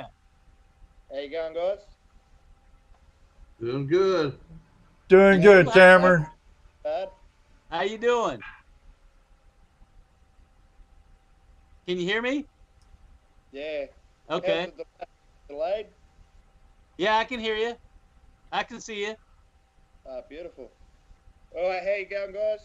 I just wanted to challenge Jeff Williams to the The Nugget Brain Challenge. What I kind knew of this challenge was is that? coming. The Nugget Brain Challenge. You have to eat a nugget of your choice. Could be any size. I reckon you should personally eat your biggest one. Okay. And then tomorrow, the next day, you pan it back out. Then you eat it again. So run that by me again. What am I supposed to get my biggest nugget and pan it out? Here, You're supposed to eat The it. nugget of your choice. Eat it, and then Oh, no, I don't want to do that. It took me a second. get your tailies, clean it out, and eat it again for 32 days. It's supposed to help your gold finding abilities. Well, one of our other friends here. Yeah. One of our friends. I've eaten fine gold before, but I've never eaten a big nugget. Well, it don't have to be a big nugget. Nothing like 5 ounces or. Well, the question is, how small of a nugget would you do that with? I did it with a 1 gram nugget. A 1 grammer? Yeah. Oh, yeah, 1 grammer is no big deal. I could see going all the way up to 5 grams. And 3 days later, I got 5 nuggets on my next trip out. So it works. You find more gold when you eat it. You know what? We're going to do that. We're going to do that. Okay, Wayne Nugget Brain, we have another Nugget Brain challenger. We Oh, got and you gotta put it on YouTube. Yeah, Now- yeah, I'm going to videotape it. Cameron's videotaping it, actually. You can blame Wayne Nugget Brain Peterson on that one. That you If you talk can. to him, he will tell you the story. Just to be clear, so I'm going to eat it, and then when it comes out, I got to find it. Do I got to eat it again? Yeah, for 30 days. Oh, you got to keep doing it for 32 days? Yeah. Just do a video of your first I time. hope he cleaned it off good before he ate it again. I guess that's up to you, isn't it? Yeah, it tastes like a little nutty. Hey, see if you feel like it. Oh. Okay, well, I'm up for a challenge. What the heck? What the heck? Go up today of me eating the nugget and panning it out. And I don't know if you want to come over and check that out before you do yours, but I'm going to put mine up on YouTube. Yeah, I'm gonna watch yours, make sure I got it right. Cause what if I do something wrong and you're like, no, you weren't supposed to do that. So, Put it on Cameron Smith Prospecting, which is my YouTube channel. So feel free to check it out. I'll put it on after this live stream. yeah, I'll check that out. Yeah, I want to see this because Cameron Smith Prospecting. I got to keep at least PG rated because there's kids out there. So, you know, I can't be bringing the camera in the bathroom and saying, all right, here we go.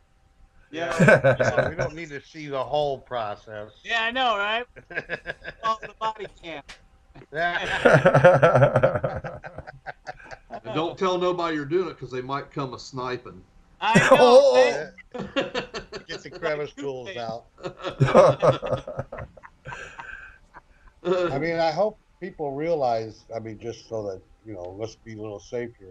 People realize that it takes, you know, more than 1 day for what you consumed on any given day to come out. Not if I drink a bunch of coffee. Yeah, well, that's you coming out that day. But typically, you know, what you eat today don't come out for a couple days. So. Wow. Well, I'll give you a tip there, Jeff. Yeah. If you're still finding it, put a bucket in the backyard and go in the bucket for a couple of days and just fill it with water and you'll find it at the bottom of the bucket instead of giving up on it and losing your nugget. Oh, I wouldn't give up on it. No way. Trust me, I'll get nuggets out of worse than that. Do tell. Oh, man. Get the pinpointer out. Huh? Get the pinpointer out. Yeah, I know, right? Yeah. Yeah, so far Wayne's had 2 Aussies take him up on that. Our buddy Dave Buckle from Tasmania and our other friend Cameron. What part of Oz are you from, Cameron? I'm from Cape York, which is the very furthest, most north tip of Australia. They say, you know, it's the wild, unclaimed part, which. So you're right under Papua New Guinea. Yeah, I'm very much right under there. You know, I could drive, if there was a road and I could drive across the water, I could drive to Papua New Guinea today. Holy cow. Wow. Hey, have you been down to the Golden Triangle around Victoria? Yeah, I did live down there for quite a while. I've moved all around Australia, and, you know, I was mainly into my fishing and my hunting, but now I'm back into my gold prospecting. It was a thing I did a lot as a kid. Wow. But, you know, I've prospected, hunted, fished all the way around Australia. I've done everything except for the WA goldfields, which is what I want to do as well, which is Western Australia goldfields. Right. For people that don't know WA. Wow. Yeah, I've heard about it. I've always wanted to go out in that area. They got some nice gold out there, some sunbakers. Well, you got to come down. It's worth coming down, you know. I know. Come to Australia. It's definitely on our list. I tell you what, we'll spend a couple weeks out there, and my only concern is that you guys got the 10 deadliest snakes out there. I ain't too fond of that. Well, we're not allowed to carry around a sidearm like you, Jeff. But don't worry, I got. What? Oh, that's terrible. Oh, that's Australia.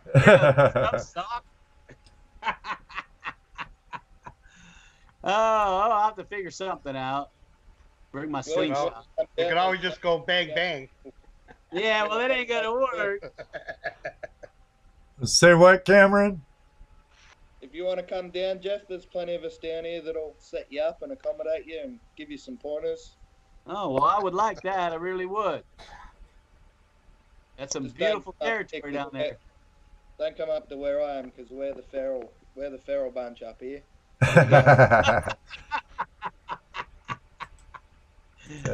Well, that's the funnest group right there. Yeah, we're the dregs of society. The dregs. Yeah, that's going to be where the fun's at. Yeah, always is. It's lawless up here. That's why I like it up here. That's why I moved up to the top. Oh, heck yeah.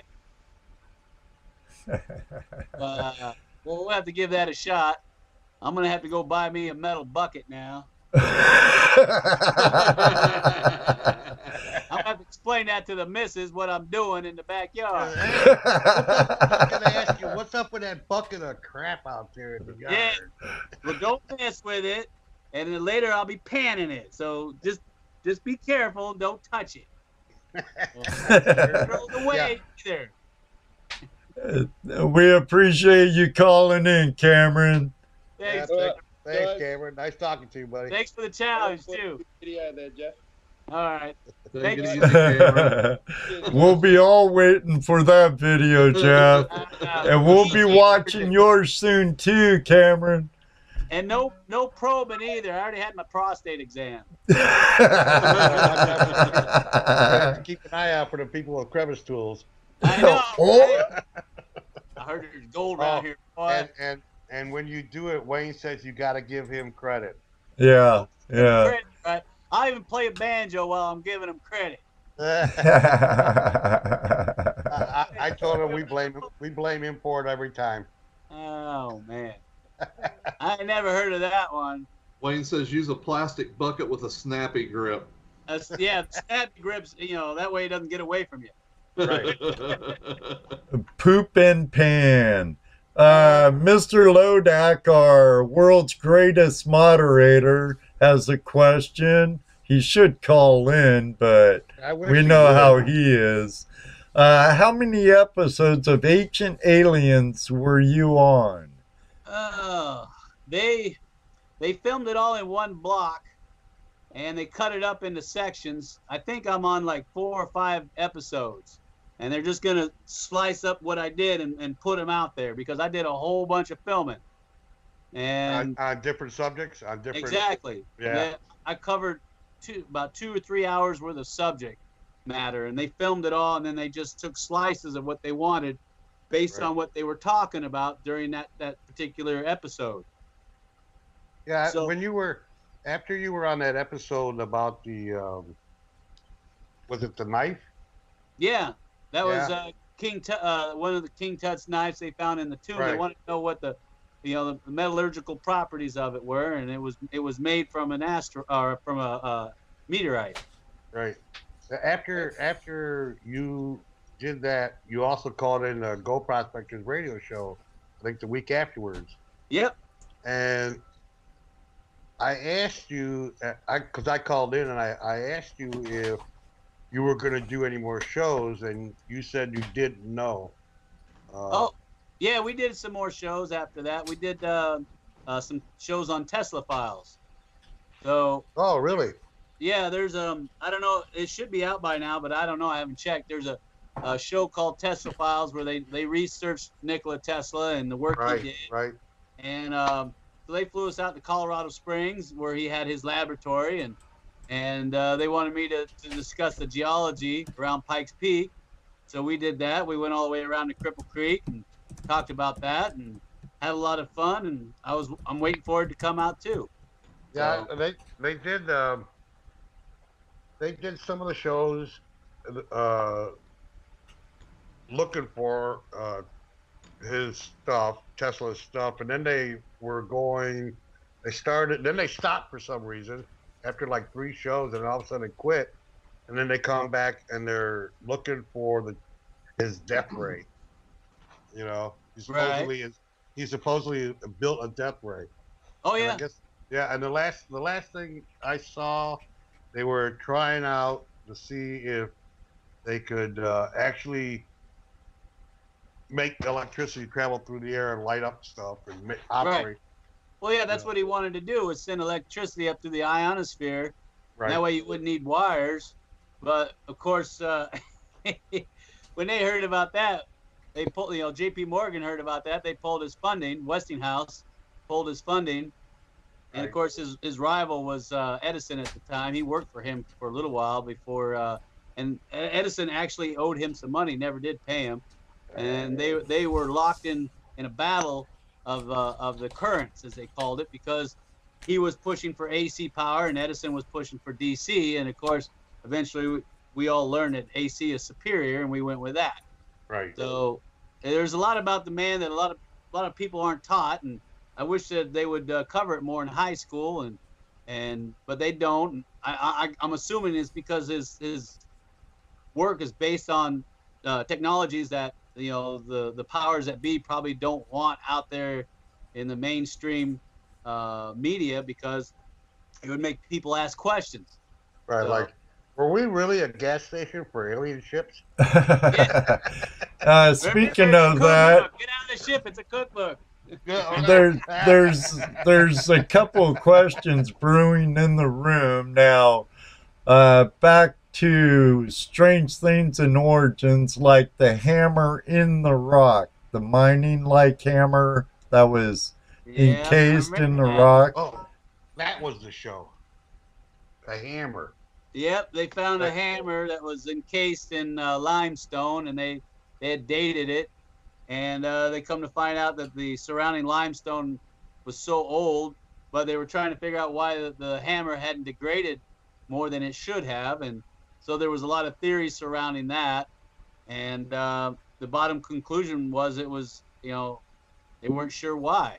So it's one of those things that falls outside of mainstream science, and it gets into the category of forbidden archaeology, and they just categorize it and throw it into a specific category and lock it away, and then we don't talk about it no more. Right. Okay. Like giants. So that's, yeah, we could go on and on this subject. Now that's something else that's put away in Hangar 18 or hidden away in the Smithsonian, huh? Yeah. With all those giants. With the Vatican. yeah. Now, I'm sure our friend Terry Carter'd be interesting to talk to you about stuff like that. PD from Scotland has another question. Scotland. And that would be about aliens. Are you a believer? Oh, Scotland. A believer in what, aliens? That's what I figured. Well, I'm an alien. Come on now, look at me. I mean, I do see the resemblance. I'm a typical gray. I'm only maybe just a hair over 5 foot, and I got a big face. The same way you think I wear a hat. Nice disguise, Jeff. Nice disguise. Jeff? I'm one of the nice grays. I'm not the tall, skinny, bad ones. Oh, okay. we have another question here, a little off subject, but I think it's kind of funny. Ron Rice wants to know, Jeff, when you take Slim to the bar, does he order a beer and a mop? No, but when I take him to the bar, he says the same thing to the bartender. Hey, bartender, a horse walks into a bar and says, hey, why the long face, buddy? I know, it's a joke he likes to tell all the time. I get tired. I bet you get along very well with Mike Pung, huh? Oh, yeah. Oh, man. I tell you what, we got stories I can tell you. Yeah, he's a super great guy. And a lot of people don't know this about Mike, but he used to be do a lot of engineering for the Air Force. Really super smart guy. He was in for a number of years. You know, we're both military, and so we started talking and chewing the fat. And of course, I could tell you stories about S4 out here by Area 51, and so we kicked around that for a while. But super smart guy.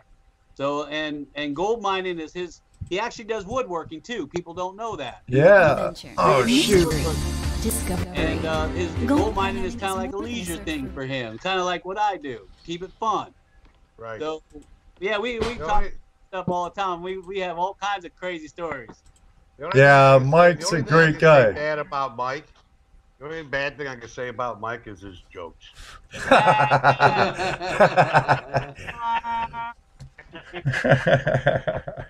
Oh, where's that sound effect? Doggone it. But he's got a great heart, I'll tell you what. I love I'll do anything for him.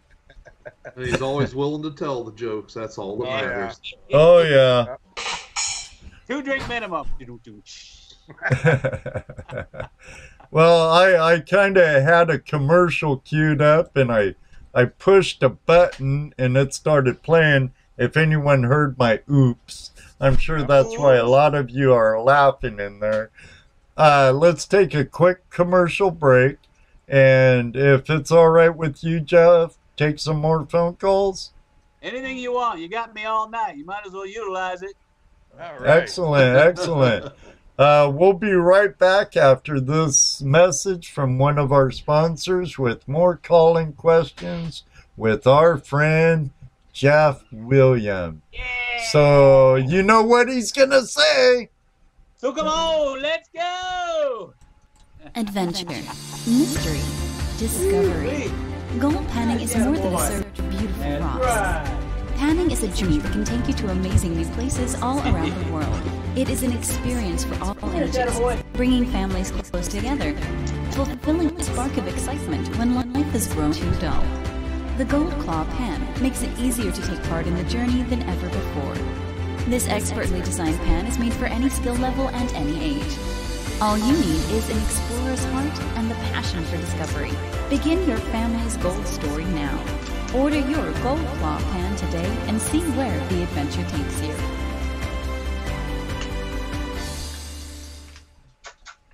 All right, we're back with Jeff Williams from AskJeffWilliams.com.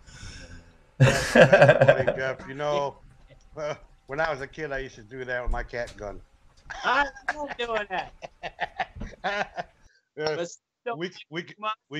We were all watching you.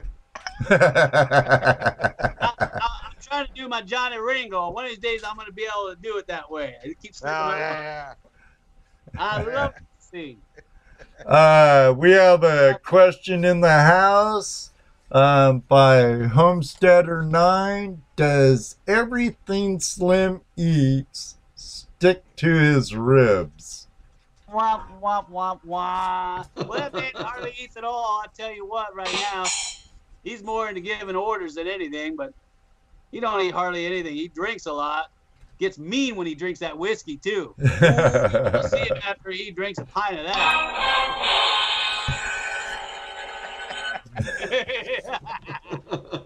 how he is. Yeah. Oh, by the way, Wayne says, I don't think Slim should do the Nugget Brain Challenge. He'd be cheating. That's why. All you got to do is put the gold pan under his jaw. Let's see that again. Oh, my. Where are we going? It's hard telling, you know, live entertainment for you. That's right.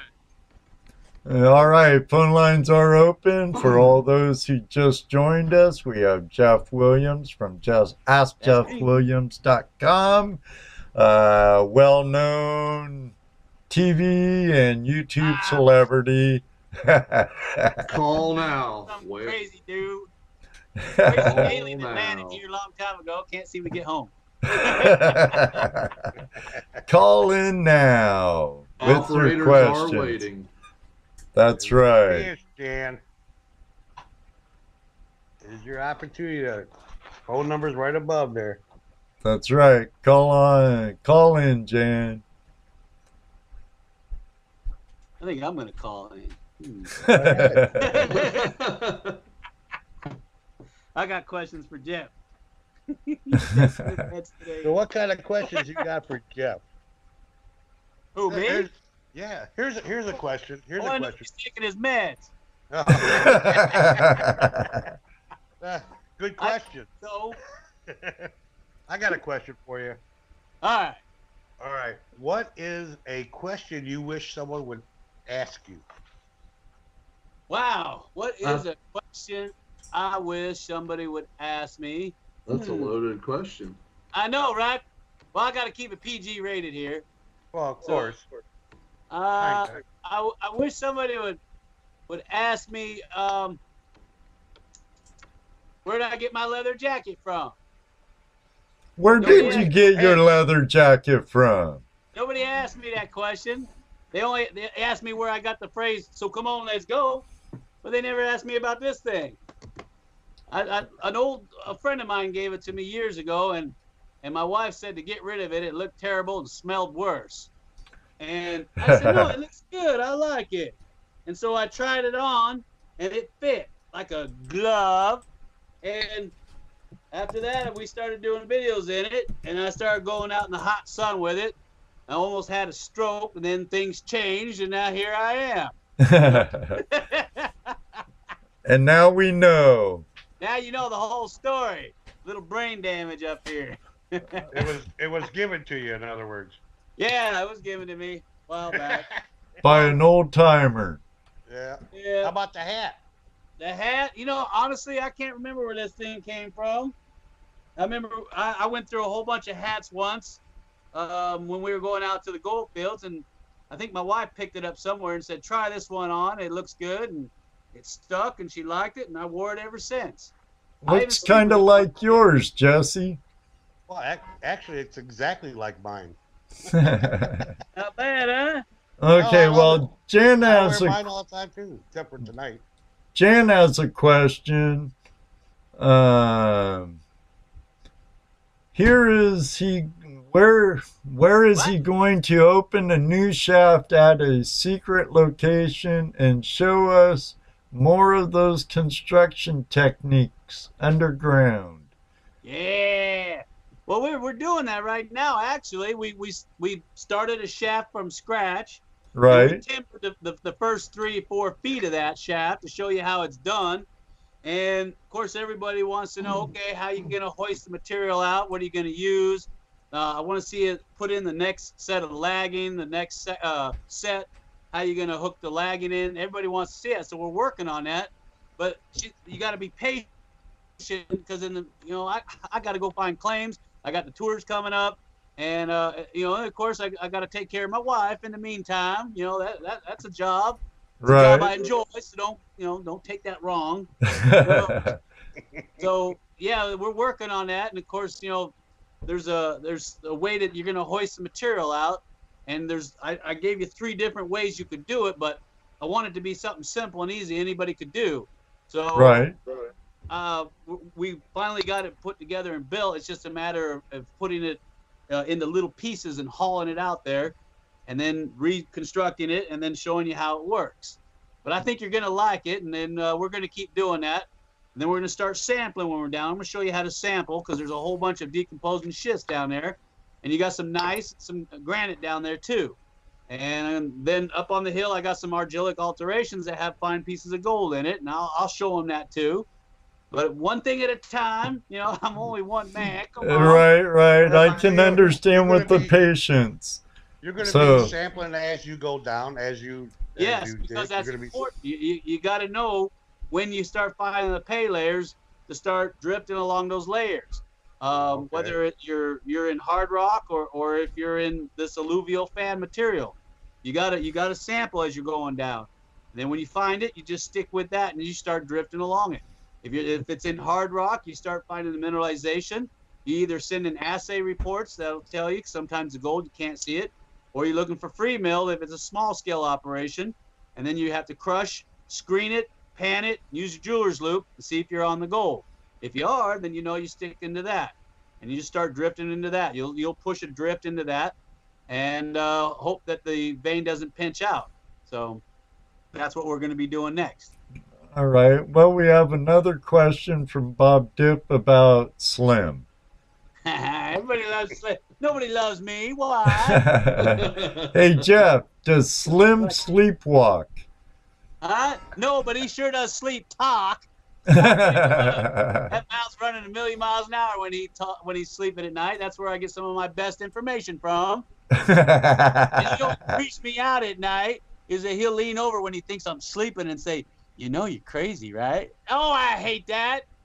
So no, he doesn't walk, but he sure does talk. Drive me crazy with all that. Our call-in friend from Australia, Cameron Smith, from Cameron Smith Prospecting, said, "Can you ask Jeff what's the best way to contact him so he can see the video for the challenge?" Oh, I can't wait to see that. I'm going to have to reverse the film and make it go back in. Now you don't. Oh, the best way he can contact me, he can go through our website, which is askjeffwilliams.com. There's a contact button on there, and he can get a hold of me that way. That's the easiest way. I hope you got that. So Jan has another question for you. Okay. She says, "Okay, let's get right to it, Jeff. How did you meet your wife, and did you have your 1880s Colt 45 revolver on your hip?" Yeah, it's an 1881 Colt Navy, and it's got, look at that, a conversion cylinder on it, and it shoots 44. And where did I meet my wife? Well, that's a long story too, but we were working on a job site together, and I saw her from across the room. This is no joke. And I was captivated by her, and I ran over there, started talking. I almost got fired over it. Because they told me that, hey, you're out of your section. You need to get back over to your section. At the time, I really didn't care if they fired me or not. So I went over and talked to her, and I gave her my phone number, and I said, if you want to do lunch sometime, get a hold of me. I didn't think she'd ever respond. Sure enough, she responded. Now, mind you, that was long before I did all this stuff, so it wasn't like she was a gold digger or something. Right. So she got a hold of me. We had lunch, and the rest is history. We've been together for years and years. So excellent. I hope that answers the question. Like I said, now the takeaway from all this is that if you see somebody that you're interested in, don't hesitate. Just go over and talk to them. Don't be shy. Because you know what they say, he who hesitates, what? That's right. That's right. Last. So, nice guys finish last. We have a caller on the line. Hello, caller. What's your name? Where are you calling from? Hey, Ed, Jesse, Dano, this is Wayne. I'm on the road over here on Interstate 80, but hey, my Wayne. question for Jeff. Hey, Jeff. How long you known Jeff? it for about, I don't know, maybe 15, 20 years now. He don't really have a whole lot to say, does he? Well, it just depends on what questions you ask him. So if you ask him about trains and history, he'll talk your ear off. But you got to remember, whenever the camera's on, that, you know, I can't stop talking, and so I kind of overpower anything that comes out of him. And so he's trying to be nice, and he doesn't say much. But when the camera's off, oh man, I'll tell you what, he'll talk your ear off and tell you everything you want to know about history. And he's a good buddy of mine, and some people thought he was my dad, but he's not my dad. And he's just, I thought he was your brother. Yeah, some people thought that too. They said, "Oh, you guys got the same nose." I'm like, "Does that look like the same nose to you?" So, no, I met him about 15, 20 years ago, and at an old job site, and we become really good friends right away. We were both passionate about history and mining, and the rest was history. So that's how I met him. If y'all want to know how that happened. You say he's into trains? Oh yeah, he'd tell you anything you want to know about the old steamers. Matter of fact, cool. he takes me to all these places where they have the live steamer events. That, you know, they're rebuilding the Big Boy right now up in Utah, Promontory Point. They're gonna have a celebration up there. We're gonna go up there. We were here down in Vegas when they towed it in from California, and we got pictures of that. And so yeah, I got really interested in that because I wanted to know about it. We go to Virginia City, explains how the darn thing works. And the guys who are so impressed with his amount of information and knowledge, they let us get up in the cab, and he explains how everything works in there. I thought that was cool. We could run that darn thing ourselves. We don't need no engineer. So, but yeah, you don't need no stinking engineer. Don't need no stinking badges. Hey, Jeff. Huh? Uh-oh. Hey, Jeff. Yeah, I know. Ask him sometime if he knows anything about the Lincoln funeral train. All right, I'll ask him. I'm sure he does, because he like I said, every time I show him something about history, he looks at me and kind of smiles and says, "Well, that's what they wrote in the books, but that's not how it really happened." Right. That's why I like talking to him so much, because I'm like, all right, give me the skinny. I want to know what really happened here. So, but I'll ask him about that funeral train. Yeah, Lincoln funeral train. Okay. All right. Excellent. Well, you have a good night, Jeff. It's good to talk to you. You too. Thanks for calling in. I appreciate that. Okay. See you later. See you guys. Take care. See ya. Yeah.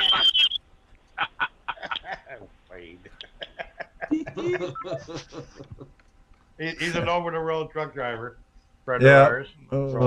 Wayne and Deb Wagner, a couple of our Patreons. We've had 3 of our Patreons call in tonight. But we have another question in the chat room by Ohio Relic Hunter, which is our friend Bill Marsh. If he ever do you ever metal detect around old home sites and in ghost towns? Short version, no. Well, the bottom line is this: I'm a gold guy, and that's it. Period. My wife likes to do that until she gets tired of digging up square nails. But I'm a gold guy. I don't really dig up relics. I probably walked over a ton of old coins here and there. But me, I'm just gold. I don't do silver. I don't do coins. I don't do relics. Just gold. That's all I do. And I know that sounds boring, but I pick my flavor and I stick with it. There you go, Bill. Hey, we got a You're welcome here. Space Bear Prospector. He says, my 5-year-old daughter Kiera loves Jeff and says hi. Hi. What was the daughter's name? Kiera? Kiera, I believe. Kiera. Hey, Kiera. I hope you're doing all right.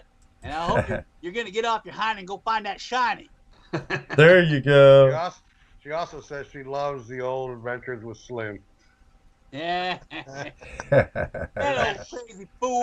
That old Slim again. So when's Slim going to have his own show? You know, I get a lot of requests for that, to have his own channel. Really? And I'm afraid he's going to take over my channel. Nobody's going to want to talk to me no more. So I got a kibosh on that. What about your other channel on treasures? I was waiting for that. Treasure stories. Yeah. So, you know, that was something that Nevada Jack came up with. And the reason why is because we used to hunt a lot of those stories. He was old gaga about it. And I said, well, you know, I'm not much into relics and all that stuff, but, you know, we'll give it a shot. So we hunted some of them, and we found a few things, but nothing to write home about. And he said, why don't you make videos about it? People would like to see that. You know, you've hunted some of these popular stories. I'm sure other people have read them in the books. So why don't you know about the lost silver coin story and the black sand cave and cocoa weave, all these funny stories that people probably heard about. So we started doing that. We did our first one on the lost treasure story up at Mount Potosi. And I know that one personally. I hunted that one a little bit, but I got, you know, frustrated with it because some of the facts weren't adding up, and I'm more into gold. I just don't really care about that, about the silver coins. Of course, you know, $40,000 of coins would be nice.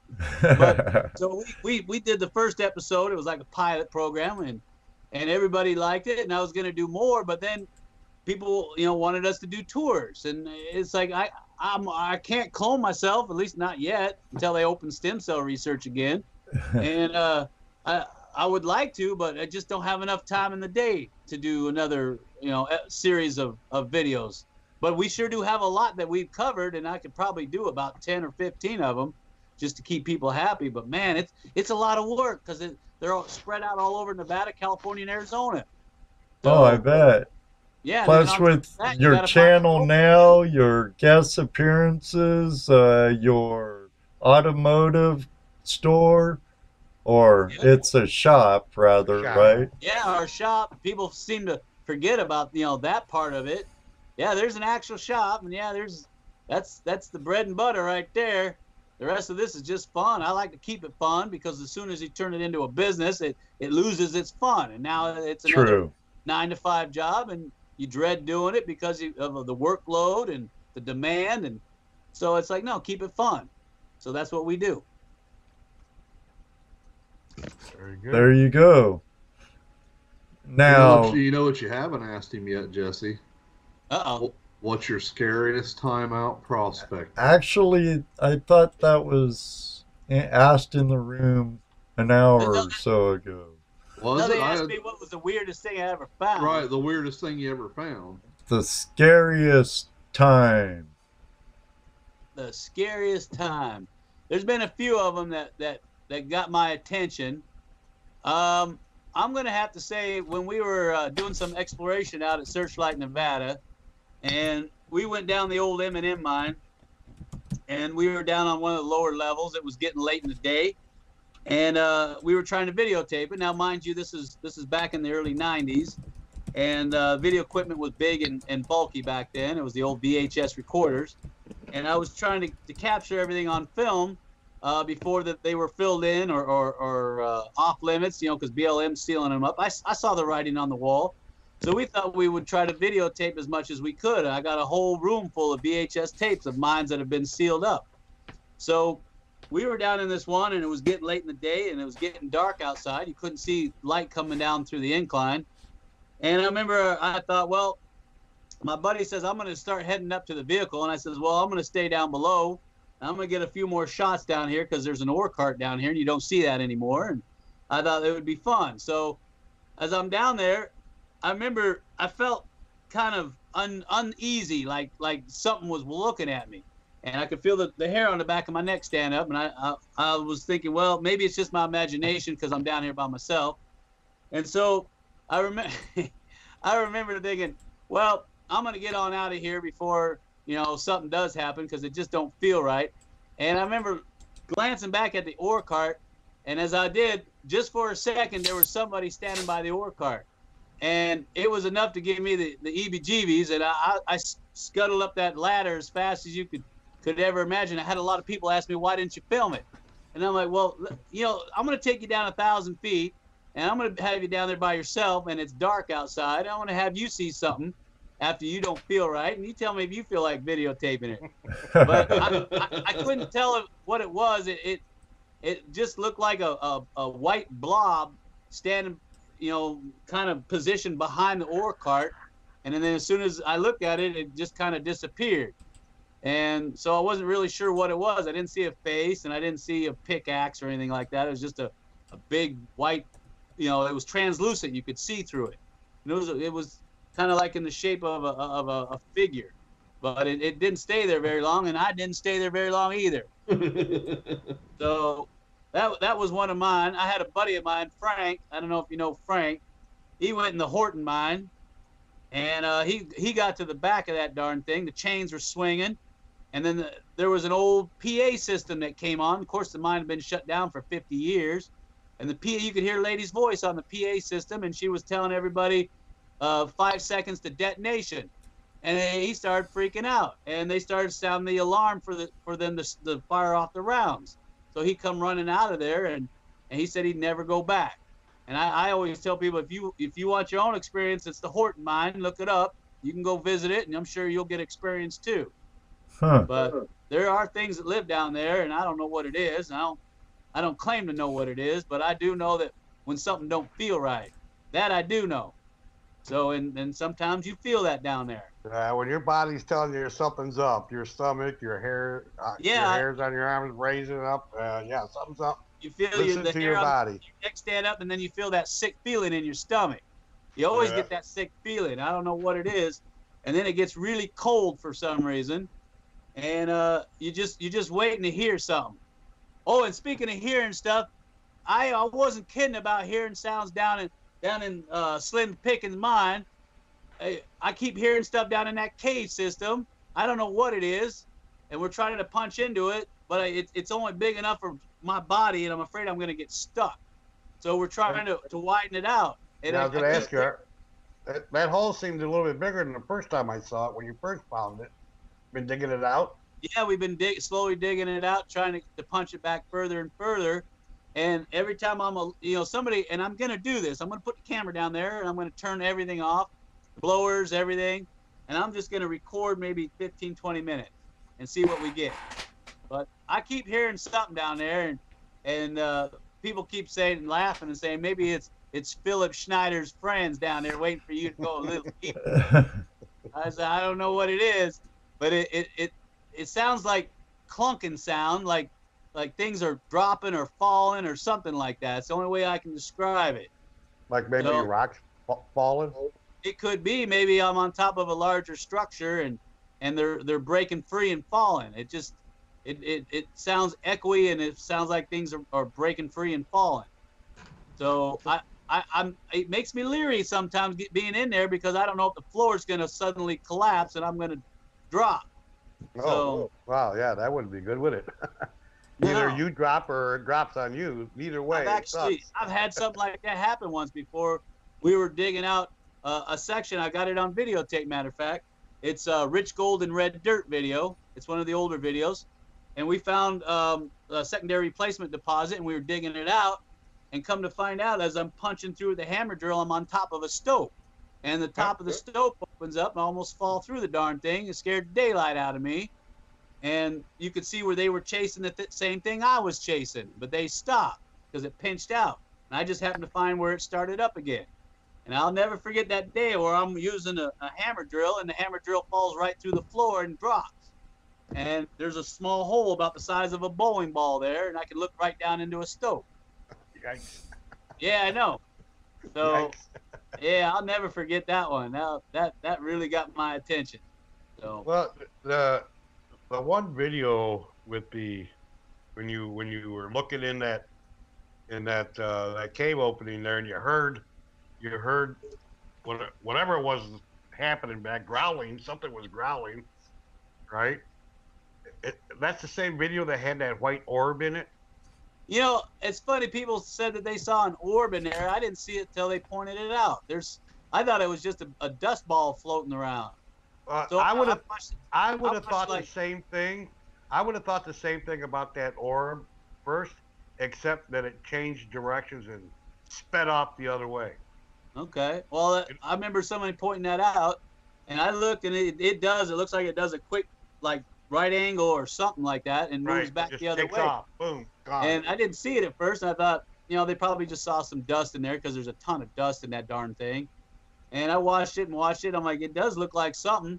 I don't know what it is, but like I said, there's times I'm alone down there and you feel like somebody's watching you. I don't know what it is, and then you start hearing weird noises and clunking sounds, and so that's why we got that phone down there so I can stay in contact with surface. Can't blame you there. It actually reminded me of the movement I saw a spaceship do when I was real young up in the sky. That's what it reminded me of. I mean, I flashed back to that night looking up in the sky and seeing that white light going across the sky. All of a sudden stopped and just took off the other direction. Yeah, it does like that's a right angle. That's why I 30 degree. Yeah, we used to go out to before they expanded the territory. We used to go out by Groom Lake and watch them do the test runs out there. That's when Lazar was working out there supposedly and came forward, and so we went out there and we were watching them conducting tests out by a place called Little Alien. It's a little bar that's out there. We'd all congregate out there and watch them do exercises at night with this strange type of equipment. So, yeah, but I know what you're talking about. I'm in Ohio, so you don't see that. Oh, it'll get your attention, I tell you what. Oh, yeah, it does. Yeah. So, yeah, I believe.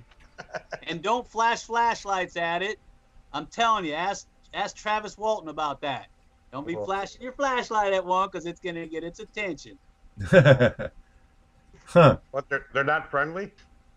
Some are, some aren't. It's like people. Okay. If you got a room full of people, are you going to say they're all friendly? I don't know. Some might be, some might not be. Right. Some might not probe you. I'm not going to stand around and ask them while they're getting their probes out. Others probe. will bend you over. I swallowed a gold nugget now, so if you happen to see it while you're in there, take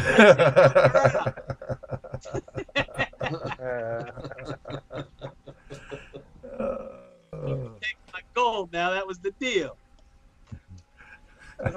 Okay. Where did the term Tommy knockers come from? People are saying Tommy knockers. Where does that come from? That is an old expression, and it comes from the old Cornwall mines. So if you remember the men from Cornwall, there was a saying, if you ever found a mine, you'd find a Cornish man at the bottom of it. The Cornish tin mines were some of the deepest back in those days, and they were very superstitious back then, the men of Cornwall, and they believed in the Tommy knockers, which were the little guys who were running around hiding tools and being mischievous. And so to appease them, they would leave pieces of food out for them, and in exchange, they would stop hiding their tools and let them know if a cave-in was coming. Now, I can tell you from my own experience that weird stuff does happen down in the mines. And when I say weird stuff, I mean, I'm going to videotape it one day just so you can see it, but it's like things are doing, it's like something else is moving stuff around on you, or grabbing your foot, or tying a cable up around your gun or something like that. And it's like, come on now, this isn't normal. I can't possibly see all these things happening. It's almost like little people are doing this stuff, and of course you can't see them. And right. So, yeah, we believe in them, and yeah, there's something going on, and you don't mess with things that you don't understand, and you certainly don't mock them either. So, but if you don't believe me, I'll take you down. Okay. So there's everybody's challenge from Jeff Williams. Yeah, come on out. I got one mine in particular. I guarantee it'll put the fear of God into you. I mean, I know that like old houses make a lot of noise, but you know, scientifically you can go, well, that's just the house settling for the most part, and until you hear the footsteps, the actual footsteps. Yeah, then we had go, a house. No, that ain't no house settling. I remember back in the day, we had a house we lived in that, I kid you not, every night after the lights went out, 20 minutes later, up and down the hallway, you'd hear somebody walking. And I remember it used to scare the hell out of me. It was the same time that Close Encounters of the Third Kind came out, because I remember I seen that movie, and my mother used to get up and walk up and down the hallway looking with a flashlight, thinking that there was somebody in the house. And I remember hearing that thing walk up and down. It would stop at each doorway and then keep going, and it petrified me to all get out. And I remember as I got older, I thought, well, maybe I was just a kid. Even as a teenager, I'd be at home watching TV. Sure enough, hear that darn footsteps up down the hallway. And I'd go outside. So it's like, I'm not sticking around in here. There's something in the house. And the people think, well, maybe if you move the house or it'll go away. No, we moved the house. It was a trailer that we lived in. We moved the trailer about a quarter mile away, and it was it stayed with the house. So I ain't never gonna forget that. We have the caller on the line. Hello, caller. Can you please turn down your volume, and what's your name? Where are you calling from?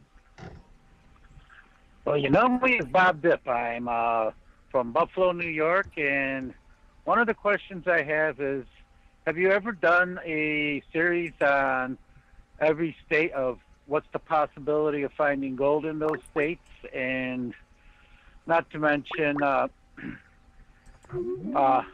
you coming to the East Coast for any of these GPAA shows in the possible future? The first question is actually we were going to do a series on state-by-state gold deposition. We're still trying to work on the logistics of that because that's pretty all-inclusive, and it's going to take a long time to hit every state and to know the exact geology and where to show people to find gold. So that is on the list because I think that's important that people, because the geology changes, the circumstances change, and gold's not always going to be in the same environment like you have in Arizona. I mean, even from Arizona to Nevada, it changes. California, New Mexico, all the way out to the East Coast, Georgia and South, North Carolina, places like that, where they had the original gold strikes way back, the first ones. Right. And the second question is, yeah, we plan on going out and doing some GPAA visits out there back east, and we figured we would put the two together. It would kind of make sense, while we're out there and try to say hi to everybody and answer questions. But like I said, the logistics involved, it's pretty daunting, and it's going to take some, finagling to get everything put together.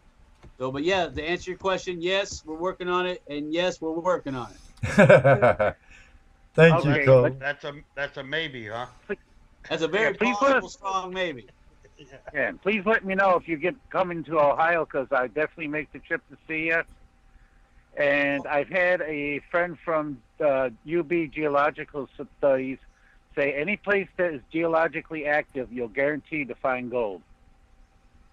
Yeah, that's a yes, but you got to remember that gold deposition can occur in a very strange multitude of environments. So that's like saying the Carlin Trend. Yeah, there's gold there, but it's so fine inside of the limestone, it's disseminated, that it would take 40 tons of it to equate out to an ounce.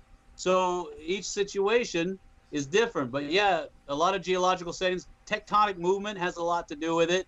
So, but yeah, you're to a certain degree, he's correct. Okay, because the day after he said that, we had an earthquake right in my neighborhood. So you are active. Yeah, yep. You're in the active zone. I just hope that darn thing don't split all the way up there. Well, last time we jokingly said, yeah, I fell off my bar stool. That's why we had the earthquake. Wah, wah. Definitely, I want to see you in Ohio. So if there's you can find me on Facebook at GPWNY, Gold Prospectors of Western New York, and just post a comment that Jeff Williams will be in Ohio at the GPAA show, and I'll definitely let all our members know. Okay. And you're always welcome to Gold Rush Days here in the Buckeye State also, Jeff. Buckeye. Well, I love to come down to Gold Rush Days this year, but I'm not even sure if I'm going to be able to make it. I'll have to see where my finances put me at, because I got quite a few contracts that I got to fill out. Well, let's just say I became an independent contractor when I gave up the idea of driving over the road when I got family members I got to take care of as well. Well, family first. Yep. And we'd love to see you at Gold Rush Days sometime. If you're there, look for the Flash in Your Pan crew. So, Jeff. Yes, sir. With what's going on in Hawaii? I was waiting for that one. Yeah, were you? Yeah. All right. So what do you think? Okay, I'll turn my phone off and I'll listen. Thank you. There's I mean, people say there's no gold there, you know, but yet at the same time, people talk about, you know, gold kind of forms in volcanic areas. Right. So why isn't there gold there? All right. Or is there? No, there's not. This is going to get into another long discussion, so put your thinking cap on. All right. All right. So you got to remember that the majority of the magma that's sitting underneath the string of islands that's creating, there's a hot spot there. As it's coming up, it's the majority of it, I'd say 99% of it is basalt. Now, basalt is that nasty black stuff that you see in cinder cones and things like that. And for the most part, if there is any gold in it, it's so disseminated, it would take thousands of tons of it to equate out to anything. Now, you got to remember now, see if people don't realize that your magma chambers can produce different types of magma. So the one that's underneath the hot spot that's underneath where the Hawaiian Islands are is producing basalt. But because of Bowen's reaction series, if you study that, it can also produce things like rhyolite, which is a granite base. It's just extrusive. It can also produce andesite. Now, andesite and rhyolite have been known to host gold deposits. Basalt doesn't. So I tell people, if it's basalt coming out of there, there ain't going to be no gold. Now, keep in mind, like you have up in Washington State, you can have basalt feeder dikes and sills cutting across shale and slate that will actually precipitate gold out of the shale and the slate because of contact metamorphism. And that's where they were finding that gold up there, up around Liberty, is where those feeder dikes are. So the heat coming off of that does help bring the gold out and precipitate it through contact metamorphism. But for the most part, no. Now, if say, for instance, the salt goes through a lot of metamorphic changes, it can turn into what? Greenstone, which is what you find in your greenstone belts, like up in Canada and around California. So, but it has to undergo a tremendous amount of metamorphic change from heat and pressure to create the greenstone. And if it goes further, it creates green schist. But for the most part, basalt, no, there's no gold in it. Now, keep in mind, just because you have basalt cinder cones or lava shields that are forming, just because you have that doesn't mean that can't be gold in the area. What you want to do, volcanoes are great for creating the fracture zones and the heat necessary to create hydrothermal fluid deposition. And that's perfect. So you look on the outer edges of these calderas, and if you overlay them with some of these mining towns or districts in Nevada, which is all epithermal, you're going to see a correlation there. So for that part, yeah, volcanoes can create gold, creating the conduit, which is the fracturing, and the heat, which is creating hydrothermal fluids, which are going to rise up and create deposition. It could be from pH changes. It could be from boiling effects. It could be from high-low pressure zones that are creating deposition. So in that regards, yes, basalt can create, from lava deposition, but only in those types of scenarios, not the basalt itself. Okay. I hope that answers that question. No. I mean, no, there's no gold there. There's no gold there. Right, yeah. No, I understand what you're saying. It's just not the right type of magma, not producing the right type of material. Now, if it were coming up as rhyolite or andesite, yeah, okay, let's just check it out. you're going to have a higher felsic content in there. You're going to have the right combination of elements to create gold deposition. But for basalt, which is coming from the intrusive rock of that, is going to be gabbro. No. But like I said, where those come in contact with other things, it can create contact metamorphism, which can create gold. Or I should say can help redeposit it, or it can have it redistributed into those zones, those contact zones. So remember, to have gold, you have to have a source, you have to have a conduit, and you have to have a trap. So, and in this particular case, the basalt is going to act as a mediator to create heat, to create metamorphism necessary to precipitate the gold out that's already existing and then reconcentrate it. So it gets a little complicated, but once you start getting the big picture, it makes sense. Okay. Are you there? Yeah, we're here. I'm here. We've got a troll in our chat room right now. Oh boy. What's he saying? Or what's she saying? That you don't want to know. Derogatory remarks. Yeah. Wow. Is it towards me or Slim? No, just in general. In general. So just get a troll. Our moderators are doing their job. Thank you very much, Mr. Lodek. Oh well. Mods, be ready. We always are. He's in timeout right now. All right. I would have just totally blocked him myself, but you beat me to it. It didn't give me that option this time around. No. Oh well, it is what it is, and our guys deal with it. Thank you, everybody. Thank you, all the mods. Jeff? Yes, sir. I have to wake up really early in the morning, and it's going on 11 o'clock here. Bring out the coffee, son of Jim. It's an all-nighter. I wish I could. I'd say yeah, but I don't think my wife would. You'll be sleeping out in the backyard with the bucket. Yeah, pretty much. We would love to have you on in the future, or come join us from time to time. That'd be great. All you gotta do is ask. There you go. I appreciate you being here, and Lila, for being a mitigator for us. It was very cool of her. And hopefully next time she won't be working, so we could get some questions in on her. Yeah, that'd be cool. Get the real lowdown.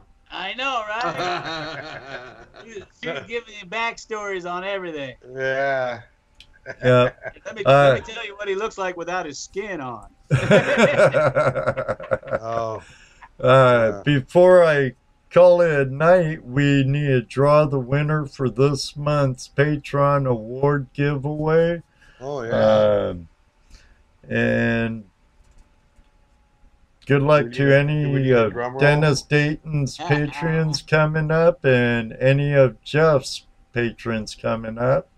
Because, you know, like Jeff says, we can't do it without you. And that's the truth right there. We mean it. Absolutely.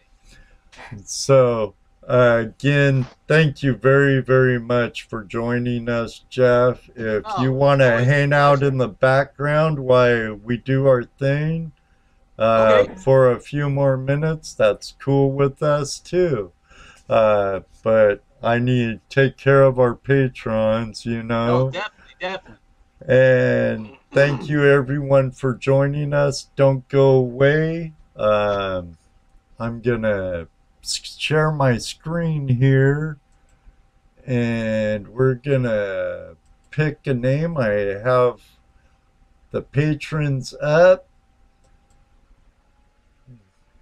and Wayne and Deborah Wagner. Wayne called in, Jeff, while he was on the road trucking. Wow. I won't mail it to you, Wayne or Deb. I'll be seeing you at Fossick here coming up in 2 weeks. Tell them what they want, Ed. Well, you won. Here, tell them what they want, Ed. Who's that guy? Hey, Johnny Carson.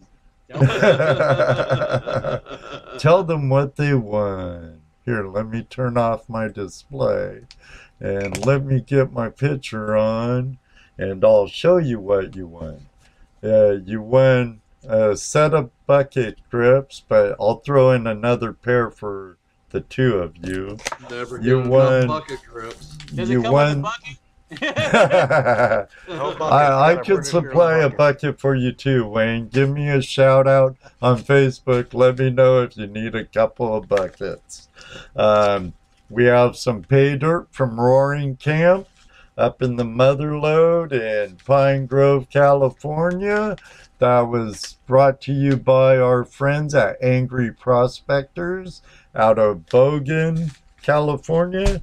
And then there's a little bit of some more flash in your pan swag, I guess you would call it. May you always have a flash in your pan. Yeah. With us here. And one day too, we'll meet you on the river. There you go. And I might even throw in something else. You never know. And next week's show, we'll be showing you what the next month's winner will be. And like always, we choose our winners at the end of the month, the last show of the month. So, congratulations, Wayne and Deb Wagner. So what are your plans next on your channel, Jeff? What's your next episode? Can you give us, I know we're not your patrons. Well, I am. Dennis Dayton is. You ask me anything you want. What's your next release on? More of your new drift mine or some little geology lesson? Or what? We thought we'd roll those up into one because people love geology lessons. And so we thought we'd cover that. And people want to know how the heck are we going to get the material hoisted up out of that darn new drift mine that we're starting to drive down in there. So we thought we'd show them how to do that. So you're going to get 2 of those, 2 in 1.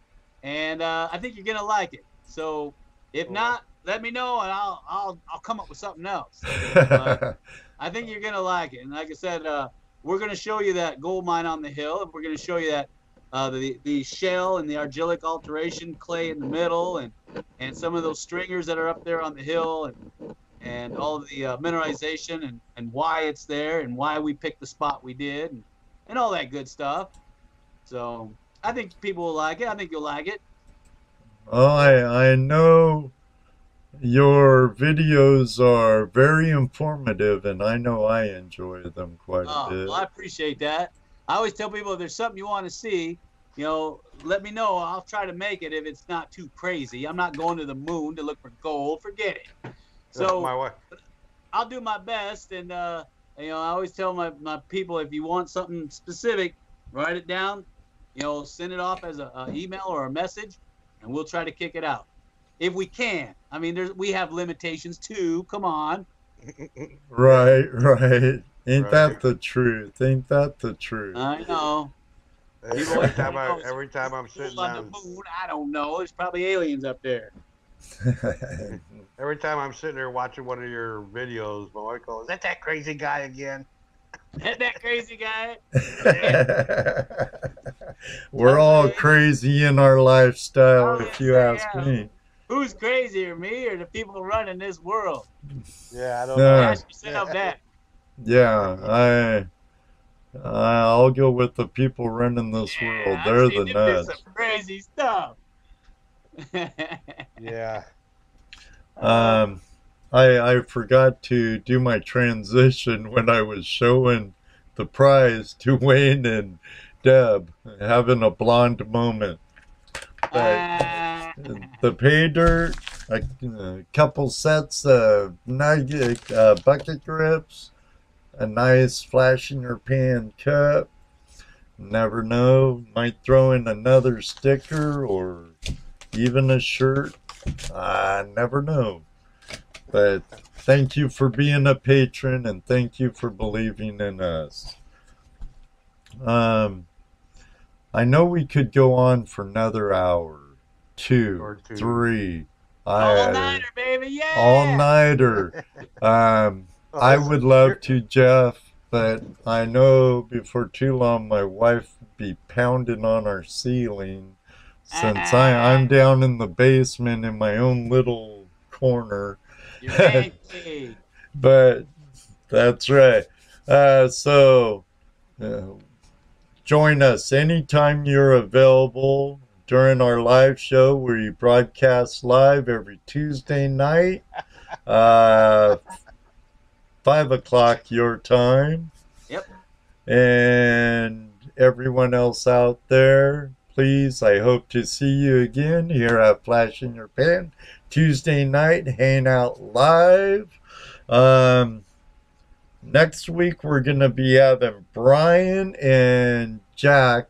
Oh, Dano, help me, buddy. Mad Jack from Ice Cold Gold, Jack Duggins. Oh, yeah. Thank you, buddy. Sorry, Jack. Got you covered, buddy. And Bryan from American Gold Prospectors here on YouTube. Check them out. And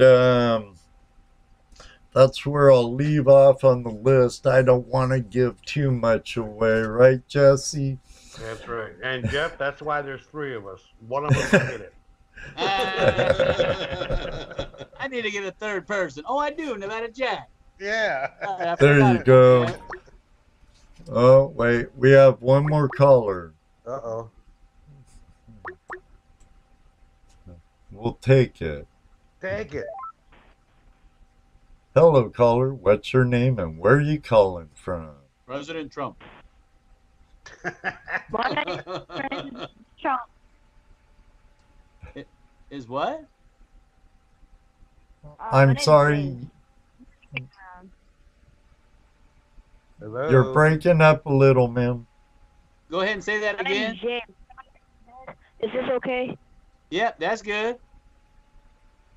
I hear you. My name is James. Huh? My name is James. James. James. How the heck are you, James? I'm doing good. All right. You got any questions for us? How old are you? I want to know how old James is. Well, I'm old enough to know better. How's that? Okay. No, okay. I know you want to know how old I am. I'll give you a hint. I've known Slim Brayfogle for over 50 years. How's that? They hung up, Jeff. Well, I was trying to give him some clues so he had to work for it. Can't just give it to him. Must have scared him off. Sorry about that, James. James. James? Yes, it was a young kid. Yeah. Oh, yeah. Wonder, was it Smith? No? I don't even see James in the room. Huh. Kind of odd. Yeah, yeah. Wonder why he wants to know how old I am. I don't know. Everybody wants to know how old Slim is, but they don't ever ask me. At least you didn't ask if you had Prince Albert by the bag.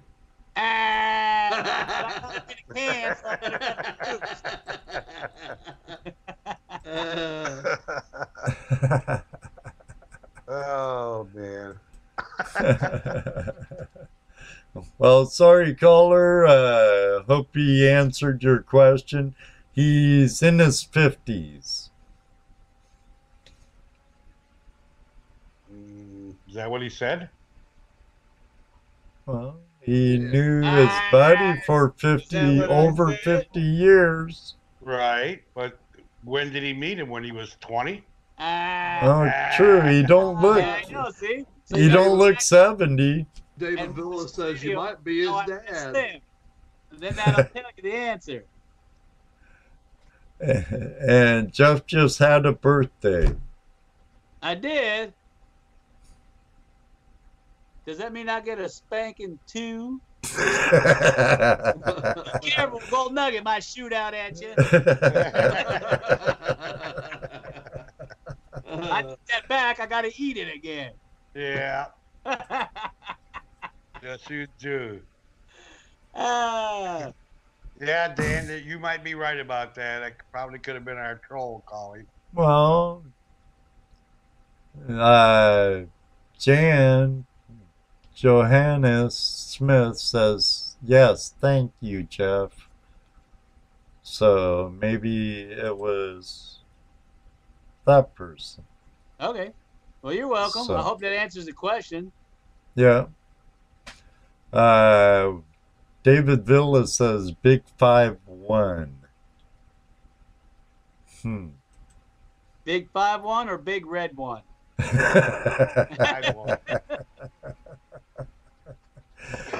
All right, guys. It's 11:05. My work is yet done, and I gotta wake up at 5 a.m. So I was gonna be cranky. Now, I would have been in a better mood if our dredging didn't get flooded out over the weekend. So, Right. but we're going to Hookmeister's Prospecting and Outdoors in Greensburg, Indiana next weekend. If you're in the area, contact Jonathan Perret or Hookmeister Prospecting and Outdoors on Facebook.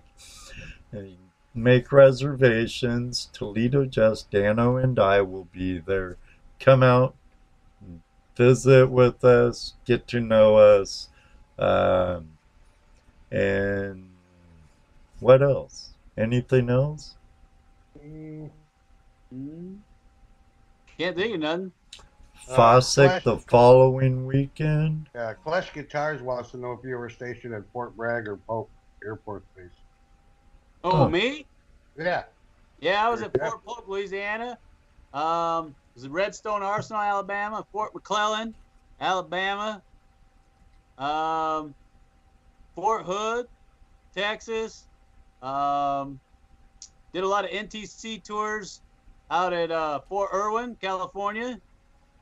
So, been around. I never did any MOS? overseas. Huh? What was your MOS? I had 2 of them, actually. First one was a 55 Bravo, and then switched over to an 89 Delta, which is EOD. So, and they kind of fit, don't it? Because that's what I do. Yeah, that's what you do. Well, very cool. So I guess on that note, we should call it a night. And, Yeah. Thanks everyone for showing up and being part of this chat and the show, and because you know our patrons and our friends, our subscribers are really our show. Yeah, that's right. That's what gives us our questions or keeps us going in any certain direction. So you know, without them, we'd be sitting around going, what should I ask them now, Ed? I hear you, buddy. It's because of you, all of you out there. We do what we do. Jeff, Clash, we have a lot of YouTubers here that put out prospecting stuff with us, Jeff, and we do it because of you. What more can we say? Plus, we love our lifestyle. We love the lifestyle of prospecting and small-scale mining. Either hard rock like Jeff or the placer department like a lot of us. So, again, thank you all very much for joining us tonight. Come back next Tuesday night, 8 p.m. Eastern Standard Time. Make sure to tune into Prospectors Radio at goldprospectorspace.com. Wednesday night, 9 o'clock Eastern Time. Sunday nights, 7:30 Eastern Time, p.m. of course. Thank you all very much. Yes, we're still live, Ray. Hi, Ray. You're a little late. We're just getting A friend of ours coming in late from Juneau, Alaska. Wow. He says, hi, Jeff Williams. Howdy. Unfortunately, Ray, we were about ready to say goodnight. Unless you call in real quick. But you got to be Johnny on the spot.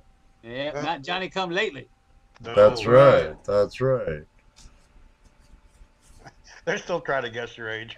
Tick tock, tick tock. Ain't never gonna get it.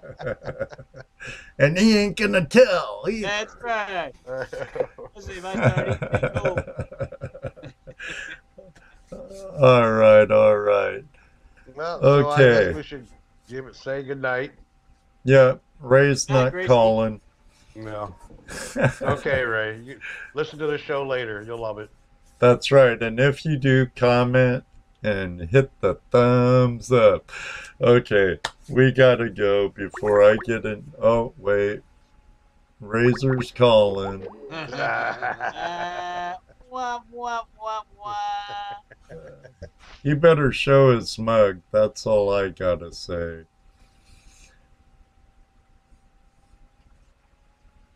Razor, are you there?